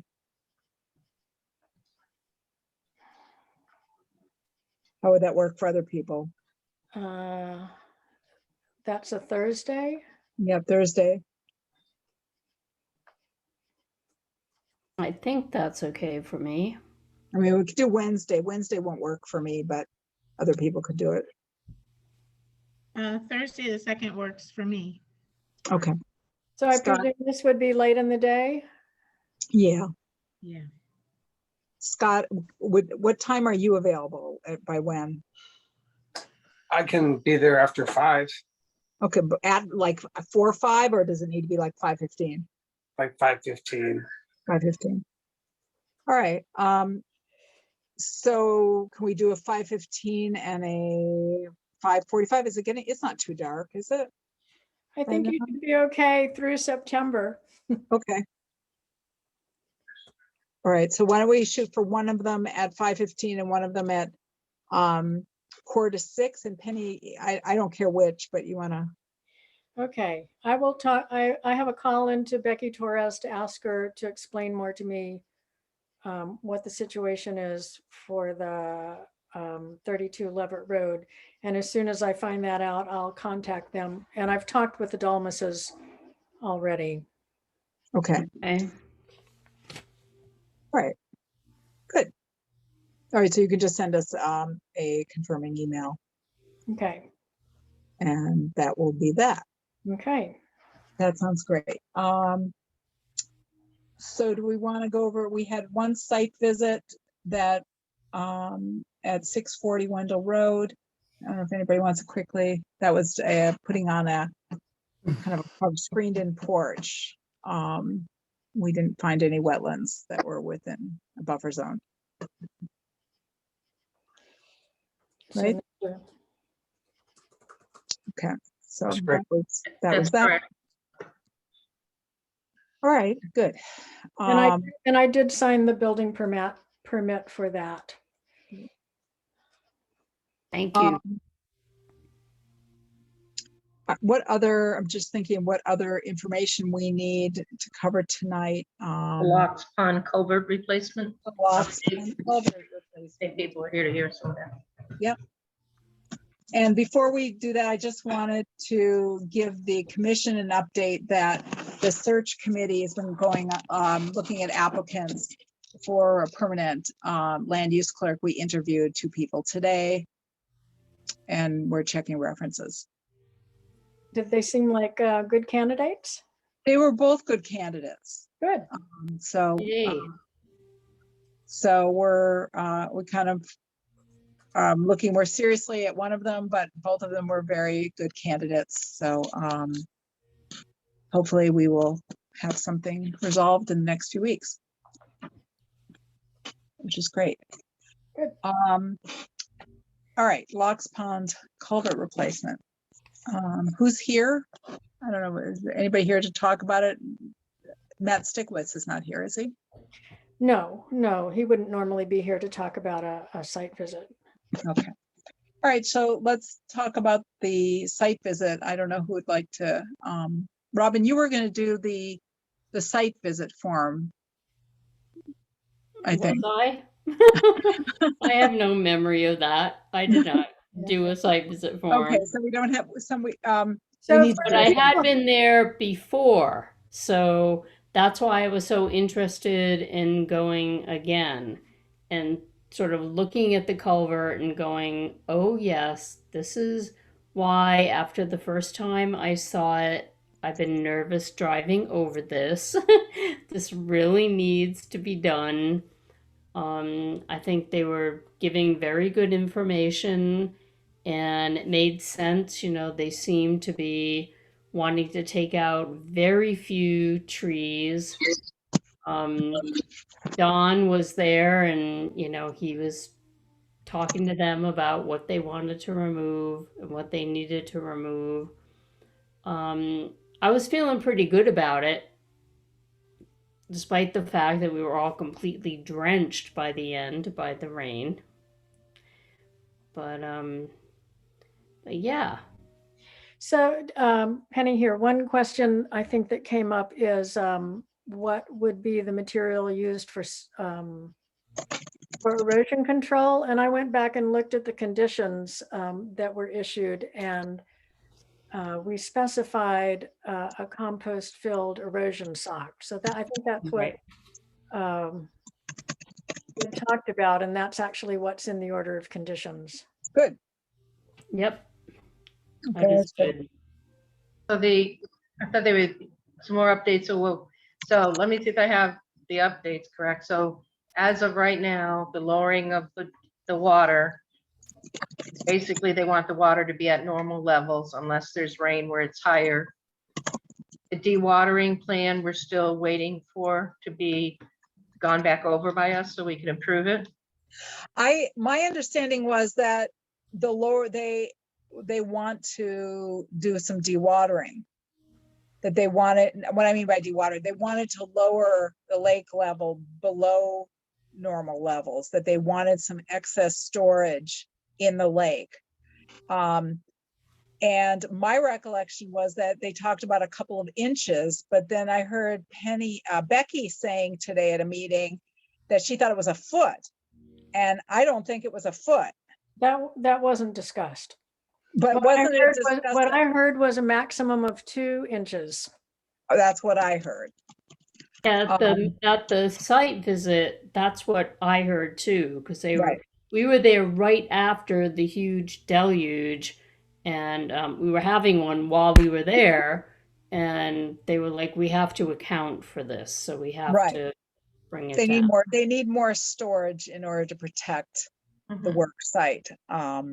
And if again, there's my concern I another- keep having with that is everybody keeps saying different things, like just to make sure if it's going to affect the people on the lake, they need advance notice to get boats and things out of the water. So if you're really gonna be doing, depending on what you're doing, I just want to make sure people know, because everybody is not a full-time resident here, that people have advance notice. Penny, there's a lake drawdown agreement, and so this is kind of a deviation from the drawdown agreement. Do we need to approve This is that? completely separate from the MOU for the lake lowering. Okay.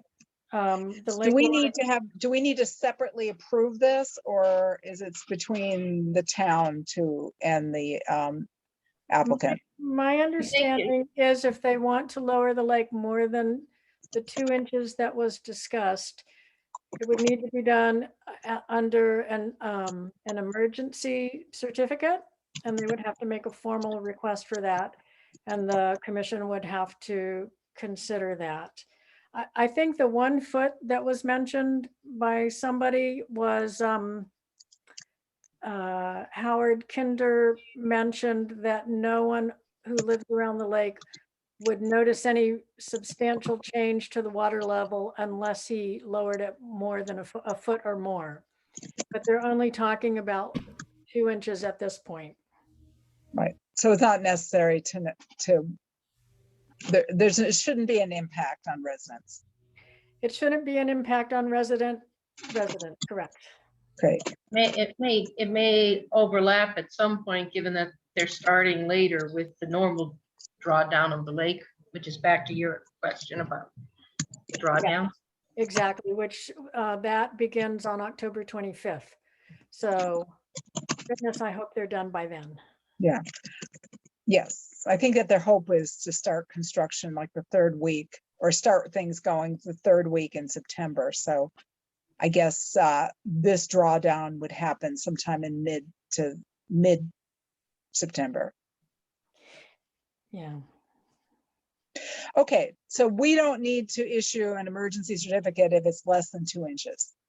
No, and they need to make a formal request for that if it comes to that. Okay. All right.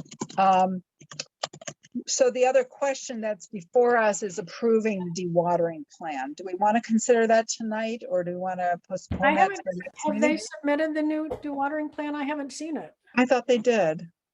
I thought there And I was. don't recall seeing a new one either. That's, Maybe I'm wrong, and I can't get into Gmail or anything, so I can't tell you. No, I looked for it earlier today and I haven't seen it. Okay, so do you want to shoot Matt Stickowitz an email?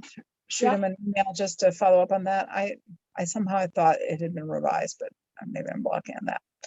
Okay, So we can't do anything, and that'll have to be postponed to the September 9th meeting for approval.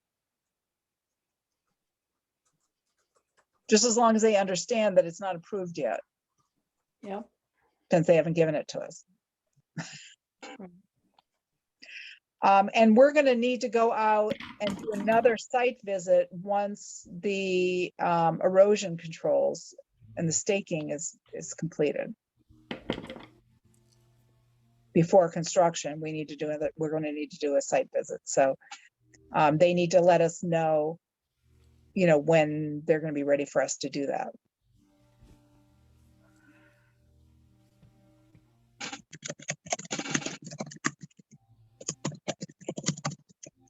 Right? I can't think of anything else.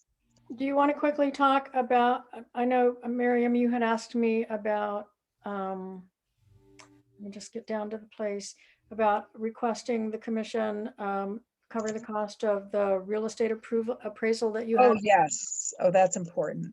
So as you folks know, I submitted paperwork to rebut my recusal, the financial conflict of interest, because I wasn't a butter to lot ZG2.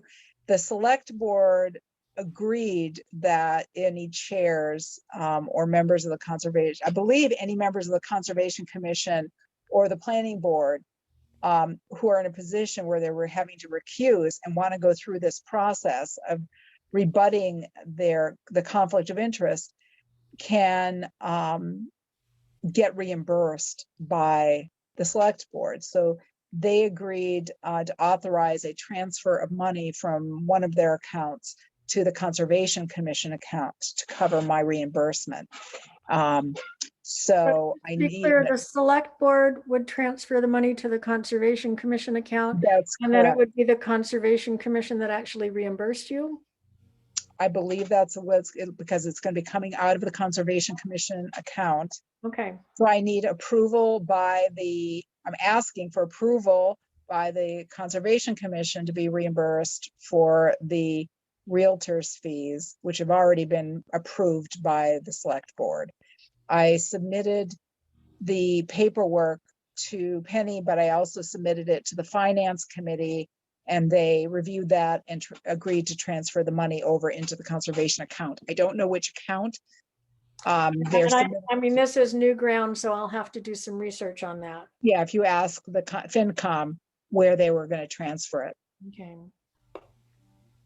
Anyway, as I was saying to Michael DeCara at the site visit yesterday, it was a very expensive site visit for the town because between Michael and I, it cost the town $1,000 for both of us to be there. So just for the record, the cost for you to get the reappraisal was $500. Is that right? Yes. Yes. Right. Okay.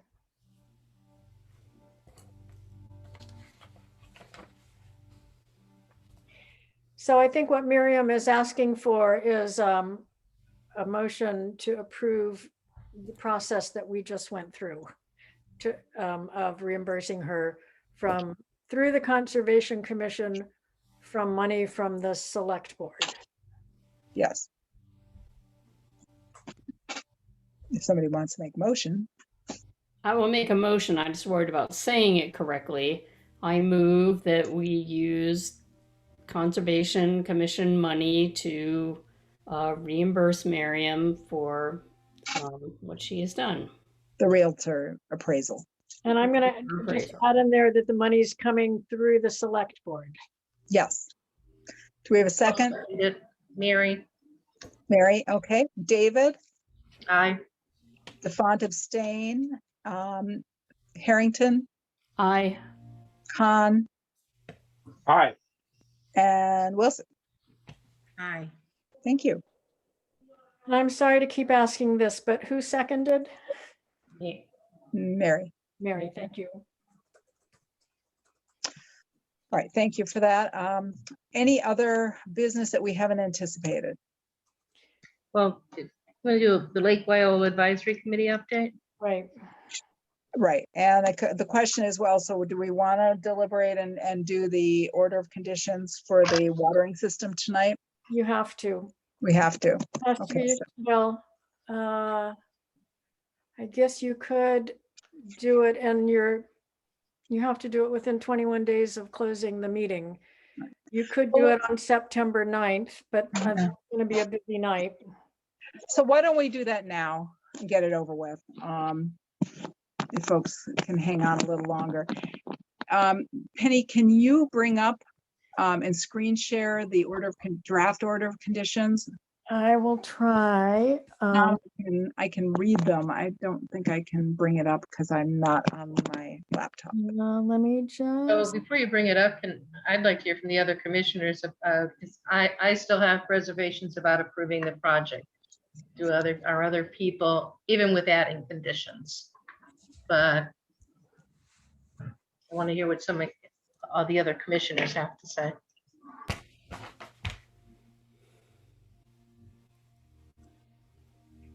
I think I feel like with that list of conditions, especially if we add in something about rain barrels, that then gives us something for if it's setting a precedent and other people come to us with a similar request. I think that gives us a little leverage in making sure that the systems are done in some sort of a water conservation way. Okay. In the draft that I had sent, Scott and Robin, do you want to speak up and share what your thoughts are? I guess my quick thoughts are, without, it sounds like, I heard, that the concerns from water, I think they're valid concerns that were raised, but I also am hearing, there are limitations on what we regulate. For me, the biggest, the timing issue, I think putting, structures and pump or the hose, whatever, out like,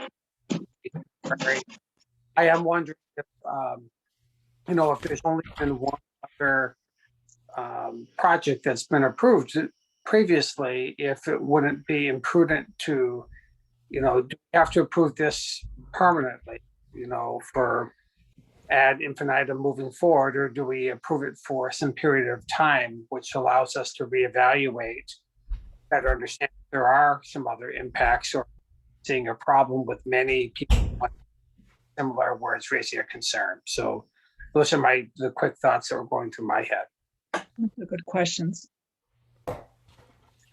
I think I agree that in theory, I mean, I have concerns about this. I'm not feeling excited about approving it. I'm not sure that we have enough to say that we're going to deny, we're going to find a positive determination and not allow the operation of the system.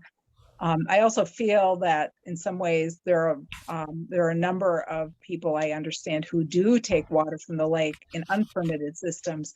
And here's, some folks who are trying to be responsible stewards and do the right thing. And hopefully that will set a precedent for other people also, bringing their systems into compliance, because we don't have any way of knowing who's doing it unless we go out and inspect everybody's property. But my understanding is that there are other people doing these kinds of things.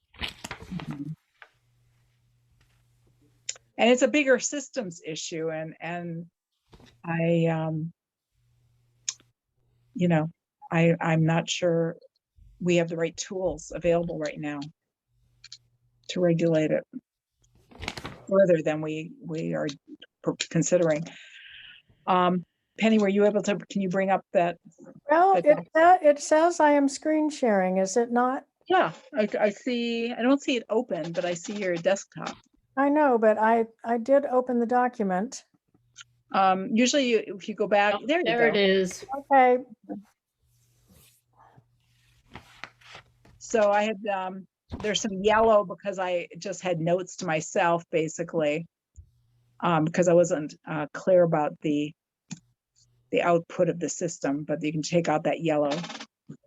So I think the first thing is you need to vote. Before you talk about the conditions, you need to vote as to how you're going to, whether you're going to approve this with a negative determination with conditions. Right. And so just for the newer commissioners, just as a review, the paperwork for an RDA allows us to come up with different kinds of findings. One is a positive determination saying that we do believe there's going to be an impact, and or a negative determination with conditions or without conditions. So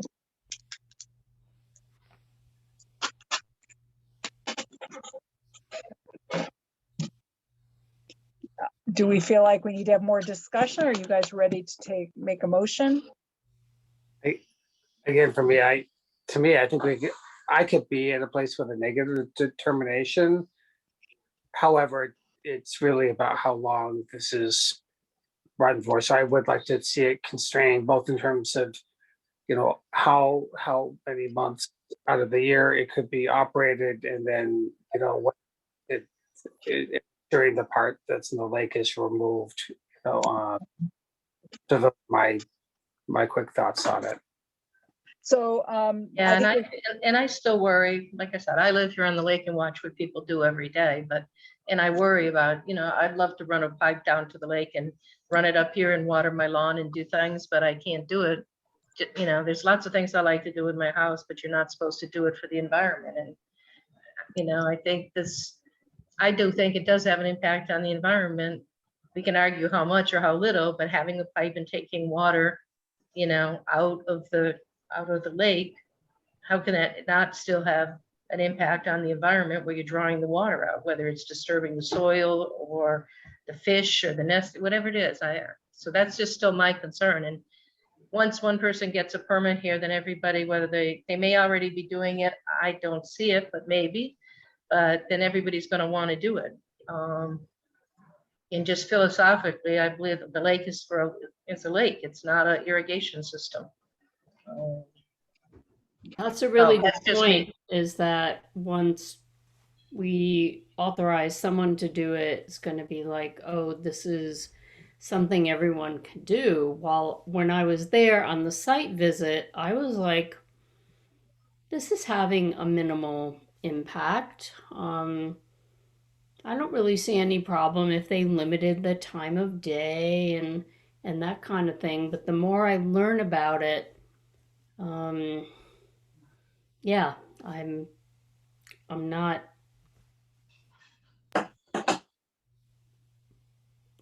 decided either way.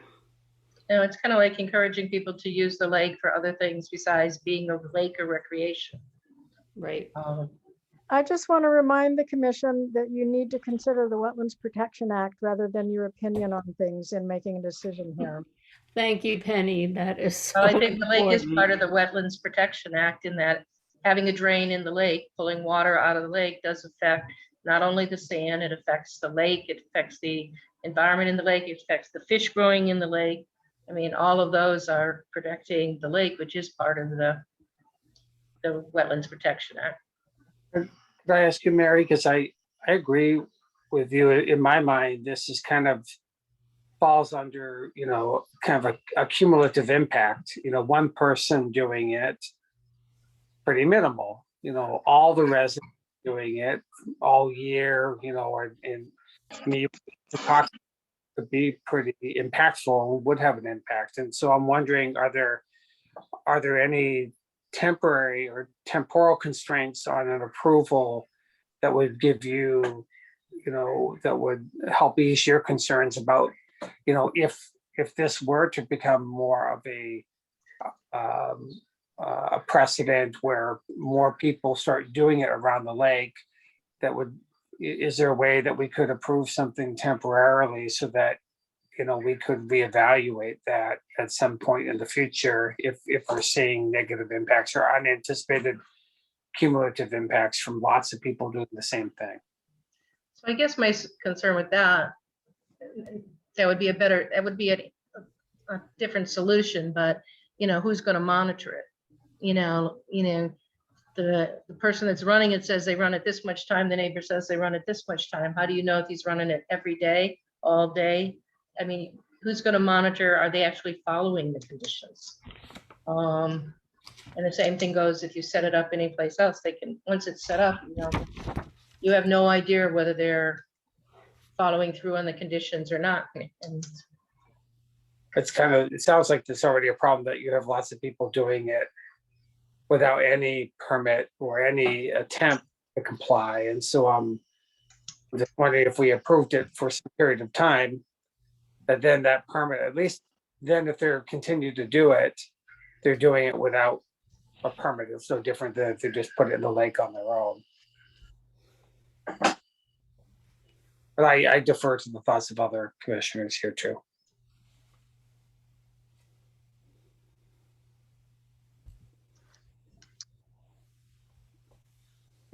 I'm sorry, I was on mute. Penny, we don't have an answer to that question, right? That whether we can do this as put a time limit or,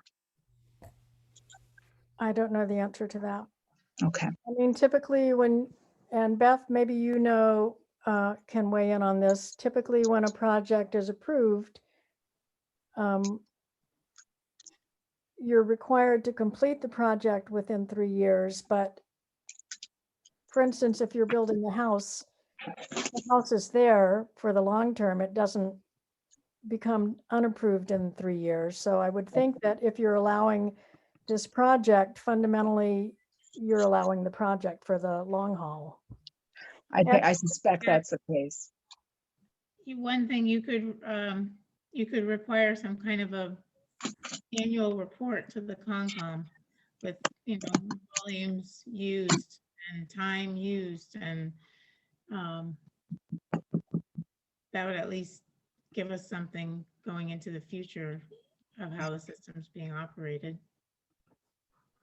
Well, if the system is used, if we put a condition on it that they can't use it in any condition involving a drought,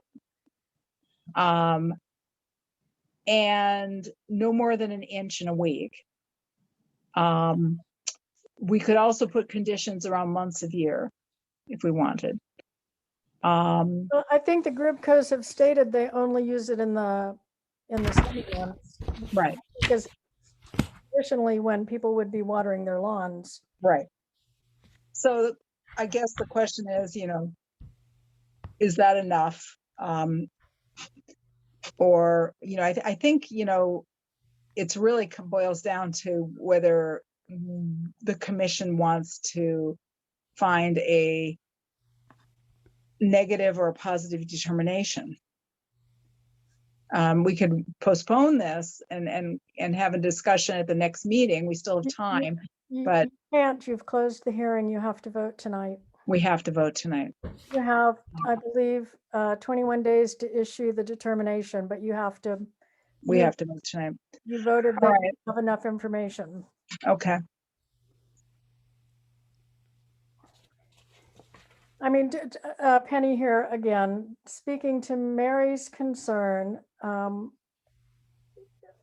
perhaps for the long haul, the goal is to create a bylaw about water use in the lake.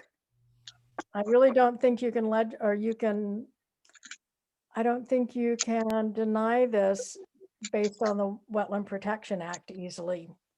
But there may be other mechanisms to have more control over how water is used or when water is used. And that may be a project that I don't know that the commission would want to take it up, but a group of citizens can take that up and create that.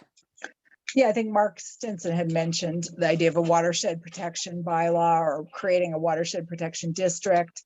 Correct. There are towns that have such things, and it would take some research to take a look at what other towns have done in similar kinds of conditions where there's a residential lake. I'm sure that that this has been done before, and that there are ways to craft a bylaw like this. And it may be that a bylaw like this would need to include some other issues in addition to just irrigation and water taking. There may be some other issues that a bylaw could address that are worth considering to protect the ecosystem of the lake. But Well, and it could have something to do with water usage beyond around the lake as well. yeah, I'm wondering, here, I think there are other places I know around the country where these types of systems aren't permitted because the wetlands themselves are impaired from non-point source contamination, like nitrates coming in. And I think that to me, that's the biggest concern here is that, I don't, and typically lawns are not considered an adequate buffer strip for things like that. They have unmowed vegetation that needs to, surround lakes and many other parts of the country, where they put things in.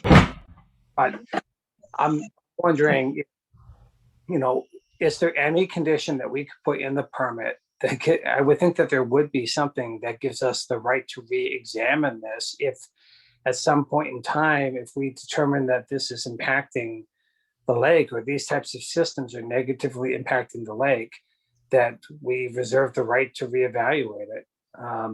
That seems reasonable. I can't imagine that once we approve it, it's just approved if conditions were to change, because I do think systems like this can have a cumulative impact over time if enough of them go in and if conditions change in the future.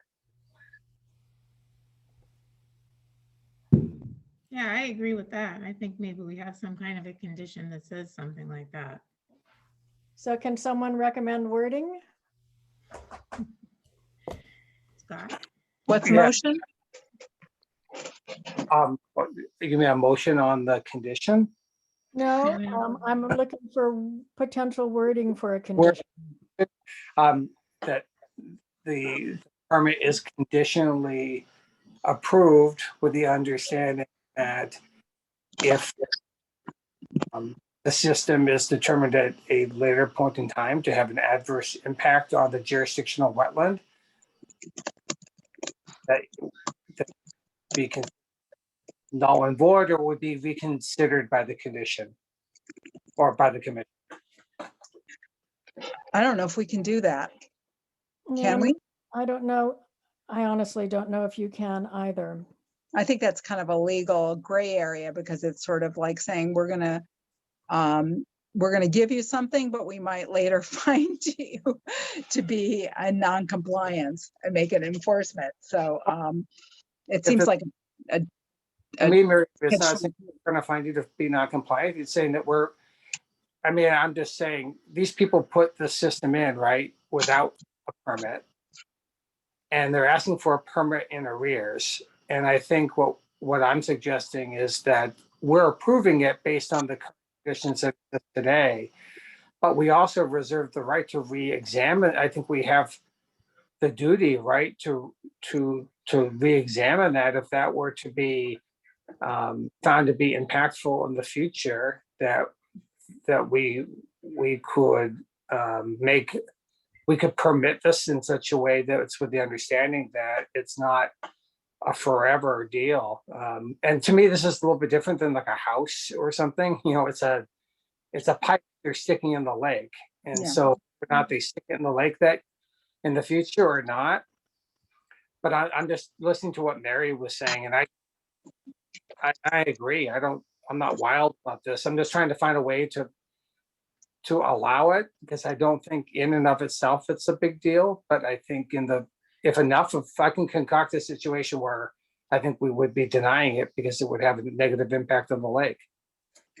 I'm concerned about the legality of that condition. And whether it would create a level of ambiguity that a landowner could argue is, because we're not setting conditions. We're not saying how we're going to determine that it's no longer permissible. What are the standards we're going to use? What is the data we're going to collect to determine that? It's very vague. we're not saying how many systems we think this lake can tolerate of similar size and scope before we start feeling like there's an impact on the lake. And I just feel like without that, being able to have that kind of clarity, which I think is impossible for us to have, I don't know that this is I think we should, I don't know if we can do that. I totally understand the concerns and about, what is the future going to look like if people are taking water out of a stressed lake, perhaps in conditions where there's drought and water quality is deteriorating and septic systems are maybe in peril. I mean, there's some real concerns around the lake, both from a public health perspective as well as ecological. Well, he didn't get into the public health, like, what do you do what did they do at the beach there? Is E. coli in it? Did they stop pulling the water out of the water there and watering their land with the E. coli? Yeah. Well, and how do you know that there's E. coli?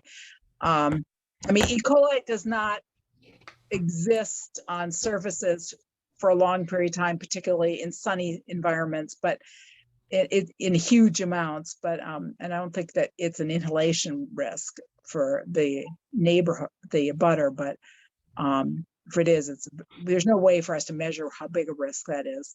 But Sprinkler systems like that operate on the lawn operate at such a low volume that it's actually cleaning the water by spraying it through the air like that. That's the way that city septic systems, city sewage treatment plants purify water to release it into rivers and lakes. They aerate the water. yeah. Okay, so can we get I mean, I feel like, what I'm hearing from the commission is that perhaps we do not have a majority vote to find a negative determination. So before we start talking about conditions, maybe we need to just get a straw poll about where people are leaning right now. I'll just remind you to decide this based on the Wetland Protection Act, not your opinions. Right. I mean, my inclination is to find a negative determination despite my reservations and personal feelings, which might lead me to a different decision. But I feel like we don't have a basis for denying this one project, even though there is a cumulative effect. And, we do permit all sorts of projects where there may be cumulative effects across town. But, we have to evaluate each individual project to some extent, unless we have data that we can rely upon, that's solid data. And I don't feel like we have the solid data. Yeah, like I said, I would be a no, but because he doesn't have solid data to say it's not impacting him either. Right. I mean, we're just right. I don't think they're taking 750 gallons a week is going to destroy the ecosystem of the lake. However, if 100 residents were doing that, there's like 120 properties that have lake access around the lake. If 100 of them had the similar systems, yes, that would be a cumulative effect. But of that 120 properties, how many of them have lawns? How many of them would do this? We don't know. We don't have those numbers.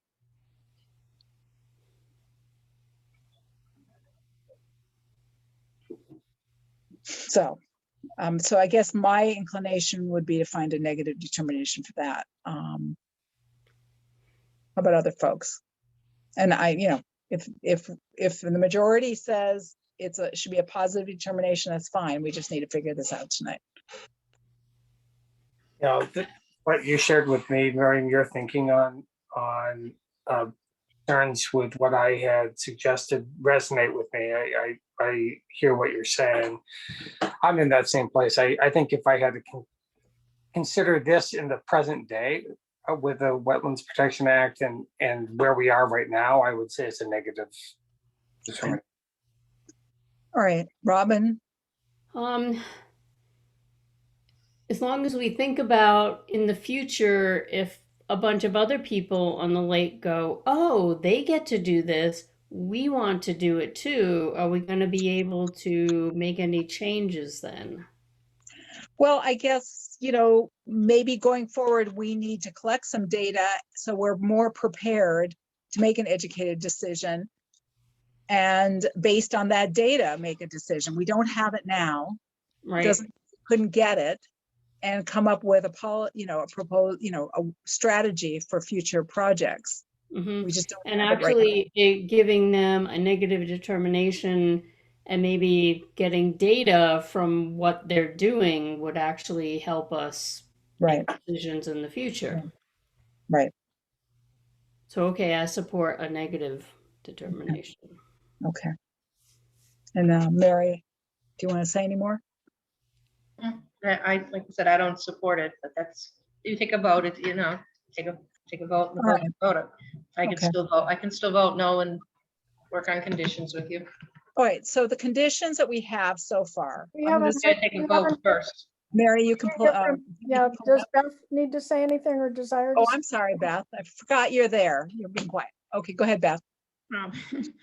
I would like to see the condition about the rain barrels. Mhm. Oh, that's a good idea. That's Yep, a more I agree. concrete statement to add in here. Yes, and it also gives us leverage for future projects to perhaps say that they need to rely more on rain barrels, since we're already setting that as a condition. So how do you want to state that? We were going, let's say 4 55-gallon rain barrels need to be. Can we say that we would let the homeowner determine the number of barrels? Because I don't know, I'm not sure what you're basing the 4 on. It was around the amount of water that you're going to get and be able to store. So if you have 4, you're going to be able to store 200 gallons, which is not quite one watering.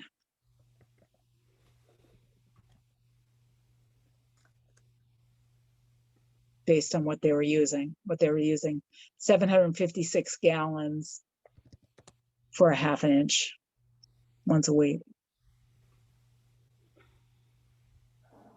Okay, can someone make a statement and I'll try to write that down? No, okay, so number 4, it would be the irrigation system will include 4 55-gallon rain barrels, which will be used first before drawing upon lake water.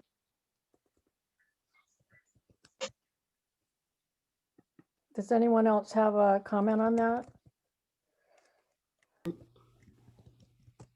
Thoughts on that? I have another suggested condition when we get to that. All right.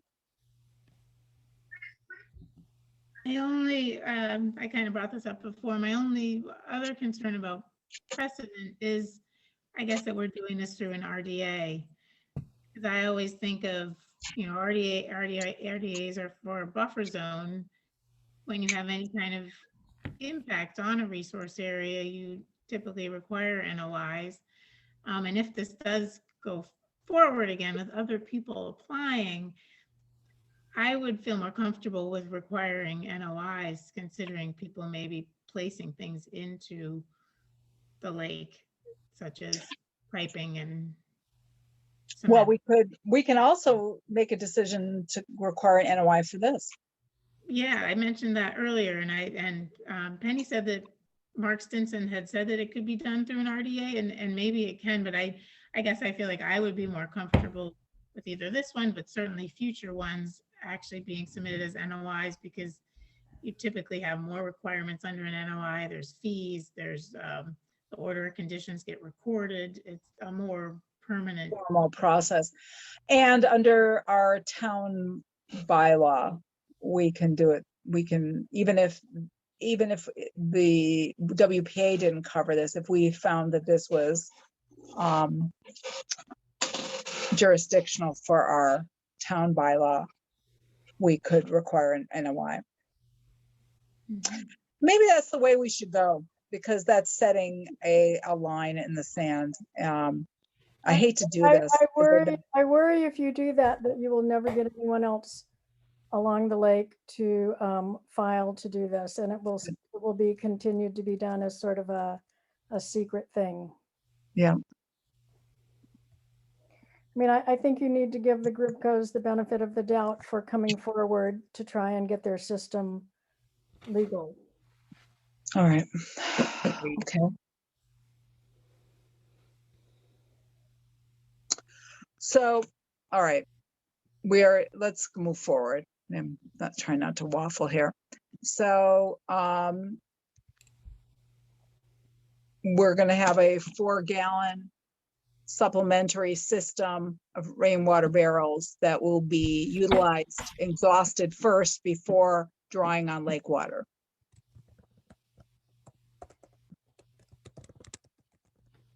Okay, so I have the irrigation system will be supplemented with the addition of 4 55-gallon rain barrels, which will be used prior to using water from the lake. Or exhausted before drawing on lake water. Will be exhausted first.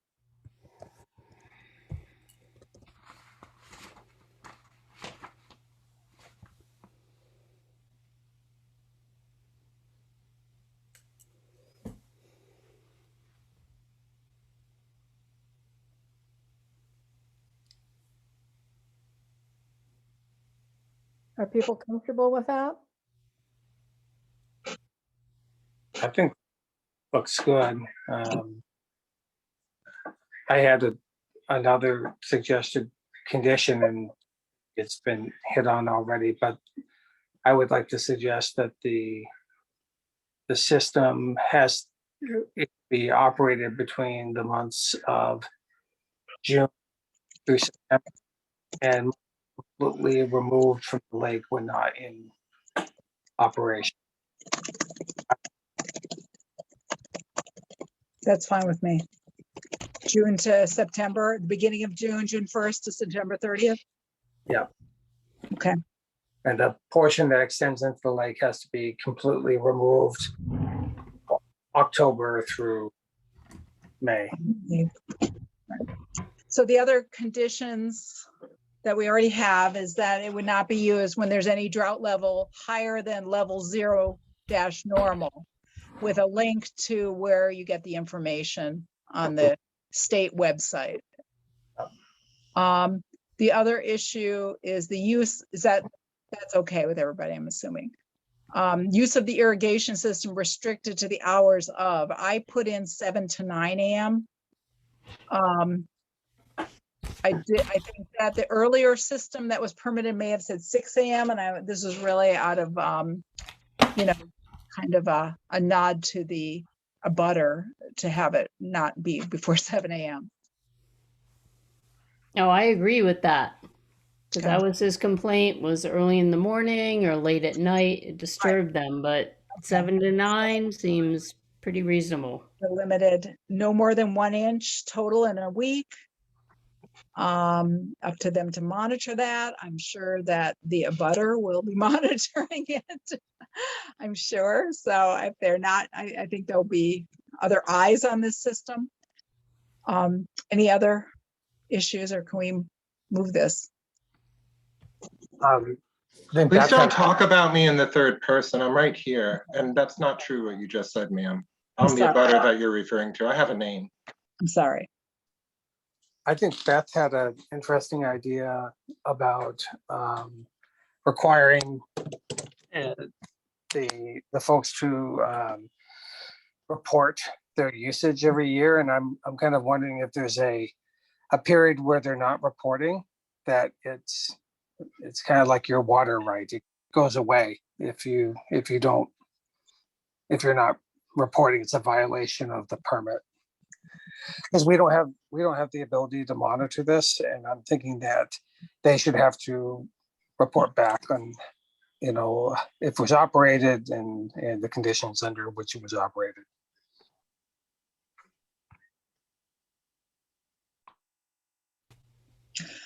Again, I don't know what Scott, I just don't know what that would mean for an RDA. Having those kind of conditions. Did you have a thought on that, Beth? I think that was, I thought it was your suggestion. I thought it was a good one, but Annual reporting. Yeah, I mean, I don't see whether you couldn't ask for them to report the usage. How else are we going to gather data for the future? Okay, so May you. I say something real quick? Sorry, go ahead. The I controller. think this is not supposed, I don't think you're supposed to get any more input from the people. Yeah. I agree. All right. I think it might be useful to ask Chad if it's feasible to collect that data over the course of a year. Is this a public meeting now? No, it's not. No, I don't think that's fair, ma'am. All this right. is, If we're gonna require a reporting, then we need to spell out what it is we want reported. And you need to ask for something that is actually data that is obtainable. Yeah. I'm not sure that this is all that usable, a report, because, presumably the applicant is going to operate the system under the conditions required, and that's the data, right? If they've already designed the system, I guess the issue would be how much rainwater they're collecting to offset any water that they're drawing from the lake, and that might be complicated for them to measure. And I don't think we're in a position now to inquire about that because we've closed the hearing. well, you could also ask them, but how many times did they actually turn it on? Like now he said with all the rain, they haven't. So, maybe you don't really use it as much as we think we would in a normal period of time. Right. that- It seems like you're asking them to monitor things, like you're asking them to not irrigate more than an inch. So somehow he's going to have to be recording that. And he should have hours of operation. Will probably keep track of that anyway. And, months of operation and that kind of thing. So it could just be a small, short report to us annually saying, this is how much it was operated. And maybe he only uses the rain barrels, maybe Yeah. that being enough. But that would all be good information for us to see. Okay. And we All know right, so they'll provide, okay, so let's try this. We'll provide an annual report that includes dates when the system was operated and whether on those dates of service, the dates of operation, they relied on rainwater, a mix of But rainwater. the system was operated. Dates the system was operated, now will be operation. The date when the system was operated, on each date, whether it was relying upon rainwater, a mix of rainwater and lake water, or solely lake water. I think that, Don't you really only care when it's taking water from the lake? right. So it could say, and whether any water was taken from the lake, dates when it operated, and whether on those dates any lake water was withdrawn.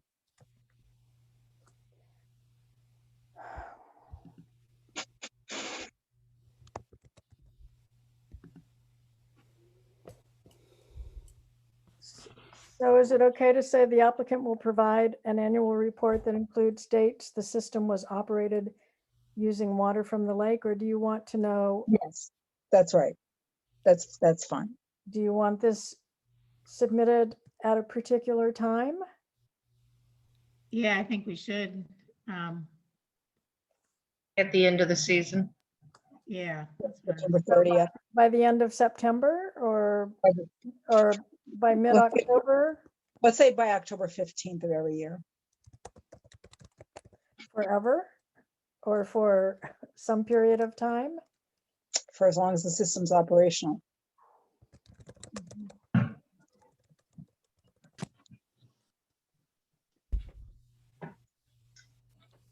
Was there something else in here about soundproofing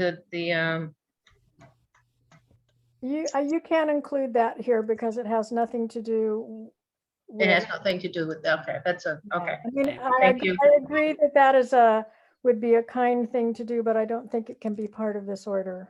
No, thank you for reminding me. All right. Do we have any other conditions or can we vote on this?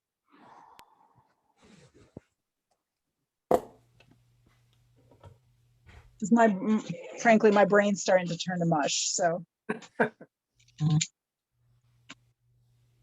And my phone's about to die. I had to plug mine in. Plug it in. Okay. All right. So are we voting on the conditions, on the motion and the conditions all together? Yeah. Okay. All right.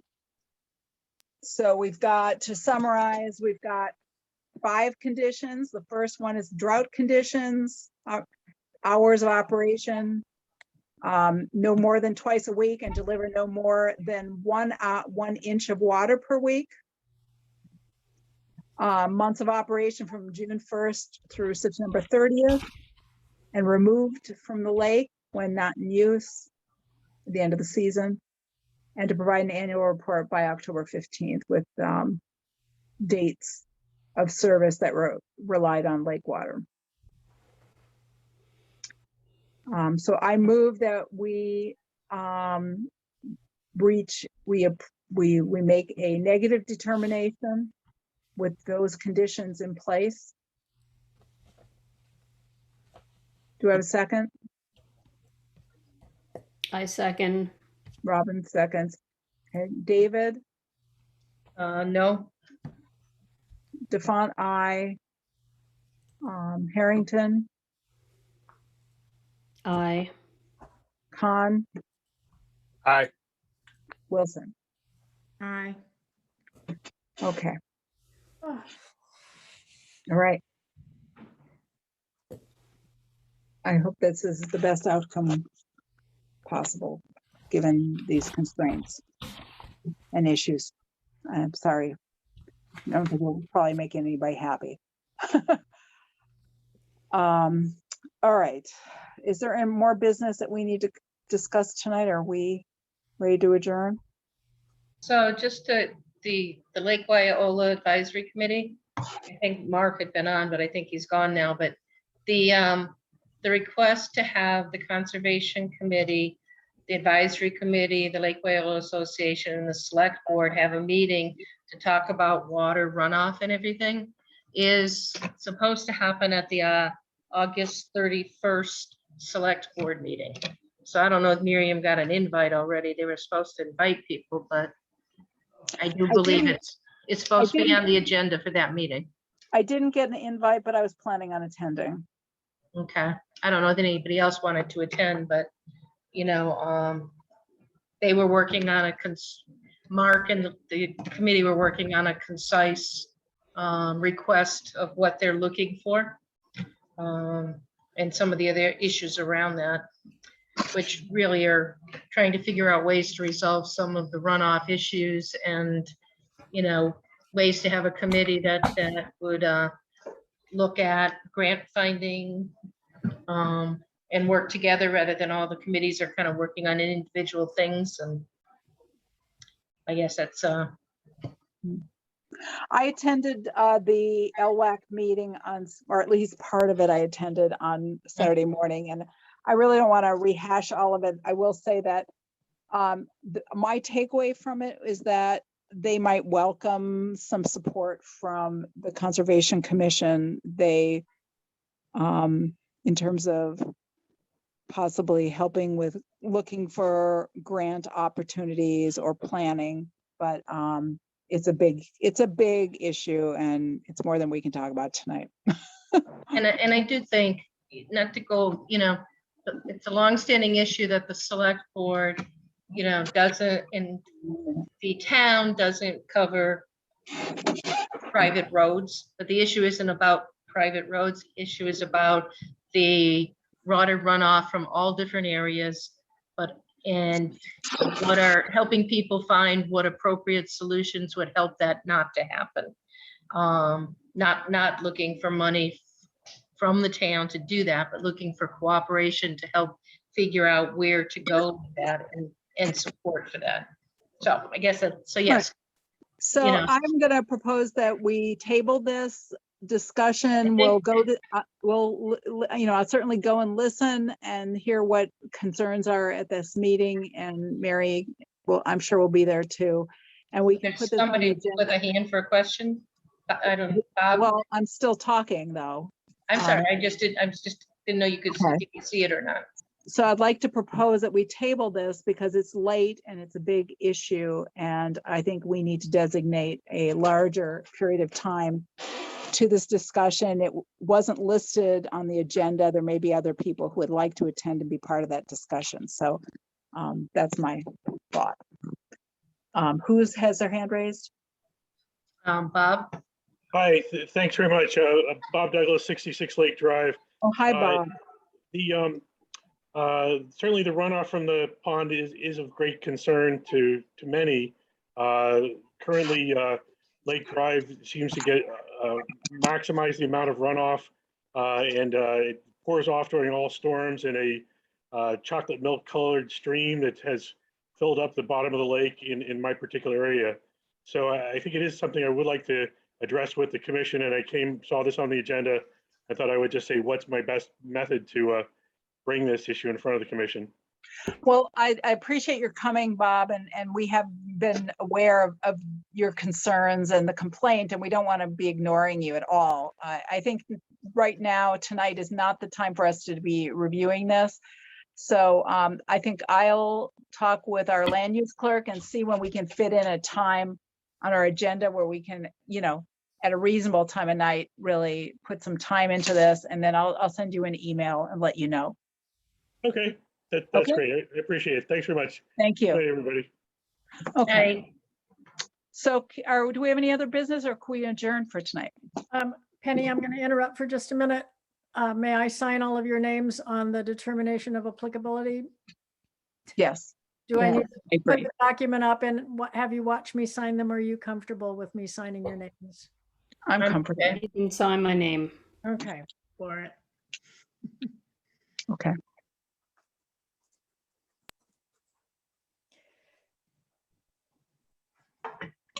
All right. I think we should adjourn. I agree. Okay. Motion to adjourn by DeFont, Harrington seconds. David, Aye. DeFont, aye. Harrington, Hi. Han, Aye. and Wilson. Aye. Thank you, guys. Long meeting. Yep. Nice job running it. Thank you. All right. Good night, everybody. Thank you. Aye. Bye. Thank you, everybody. Good night. Thank you.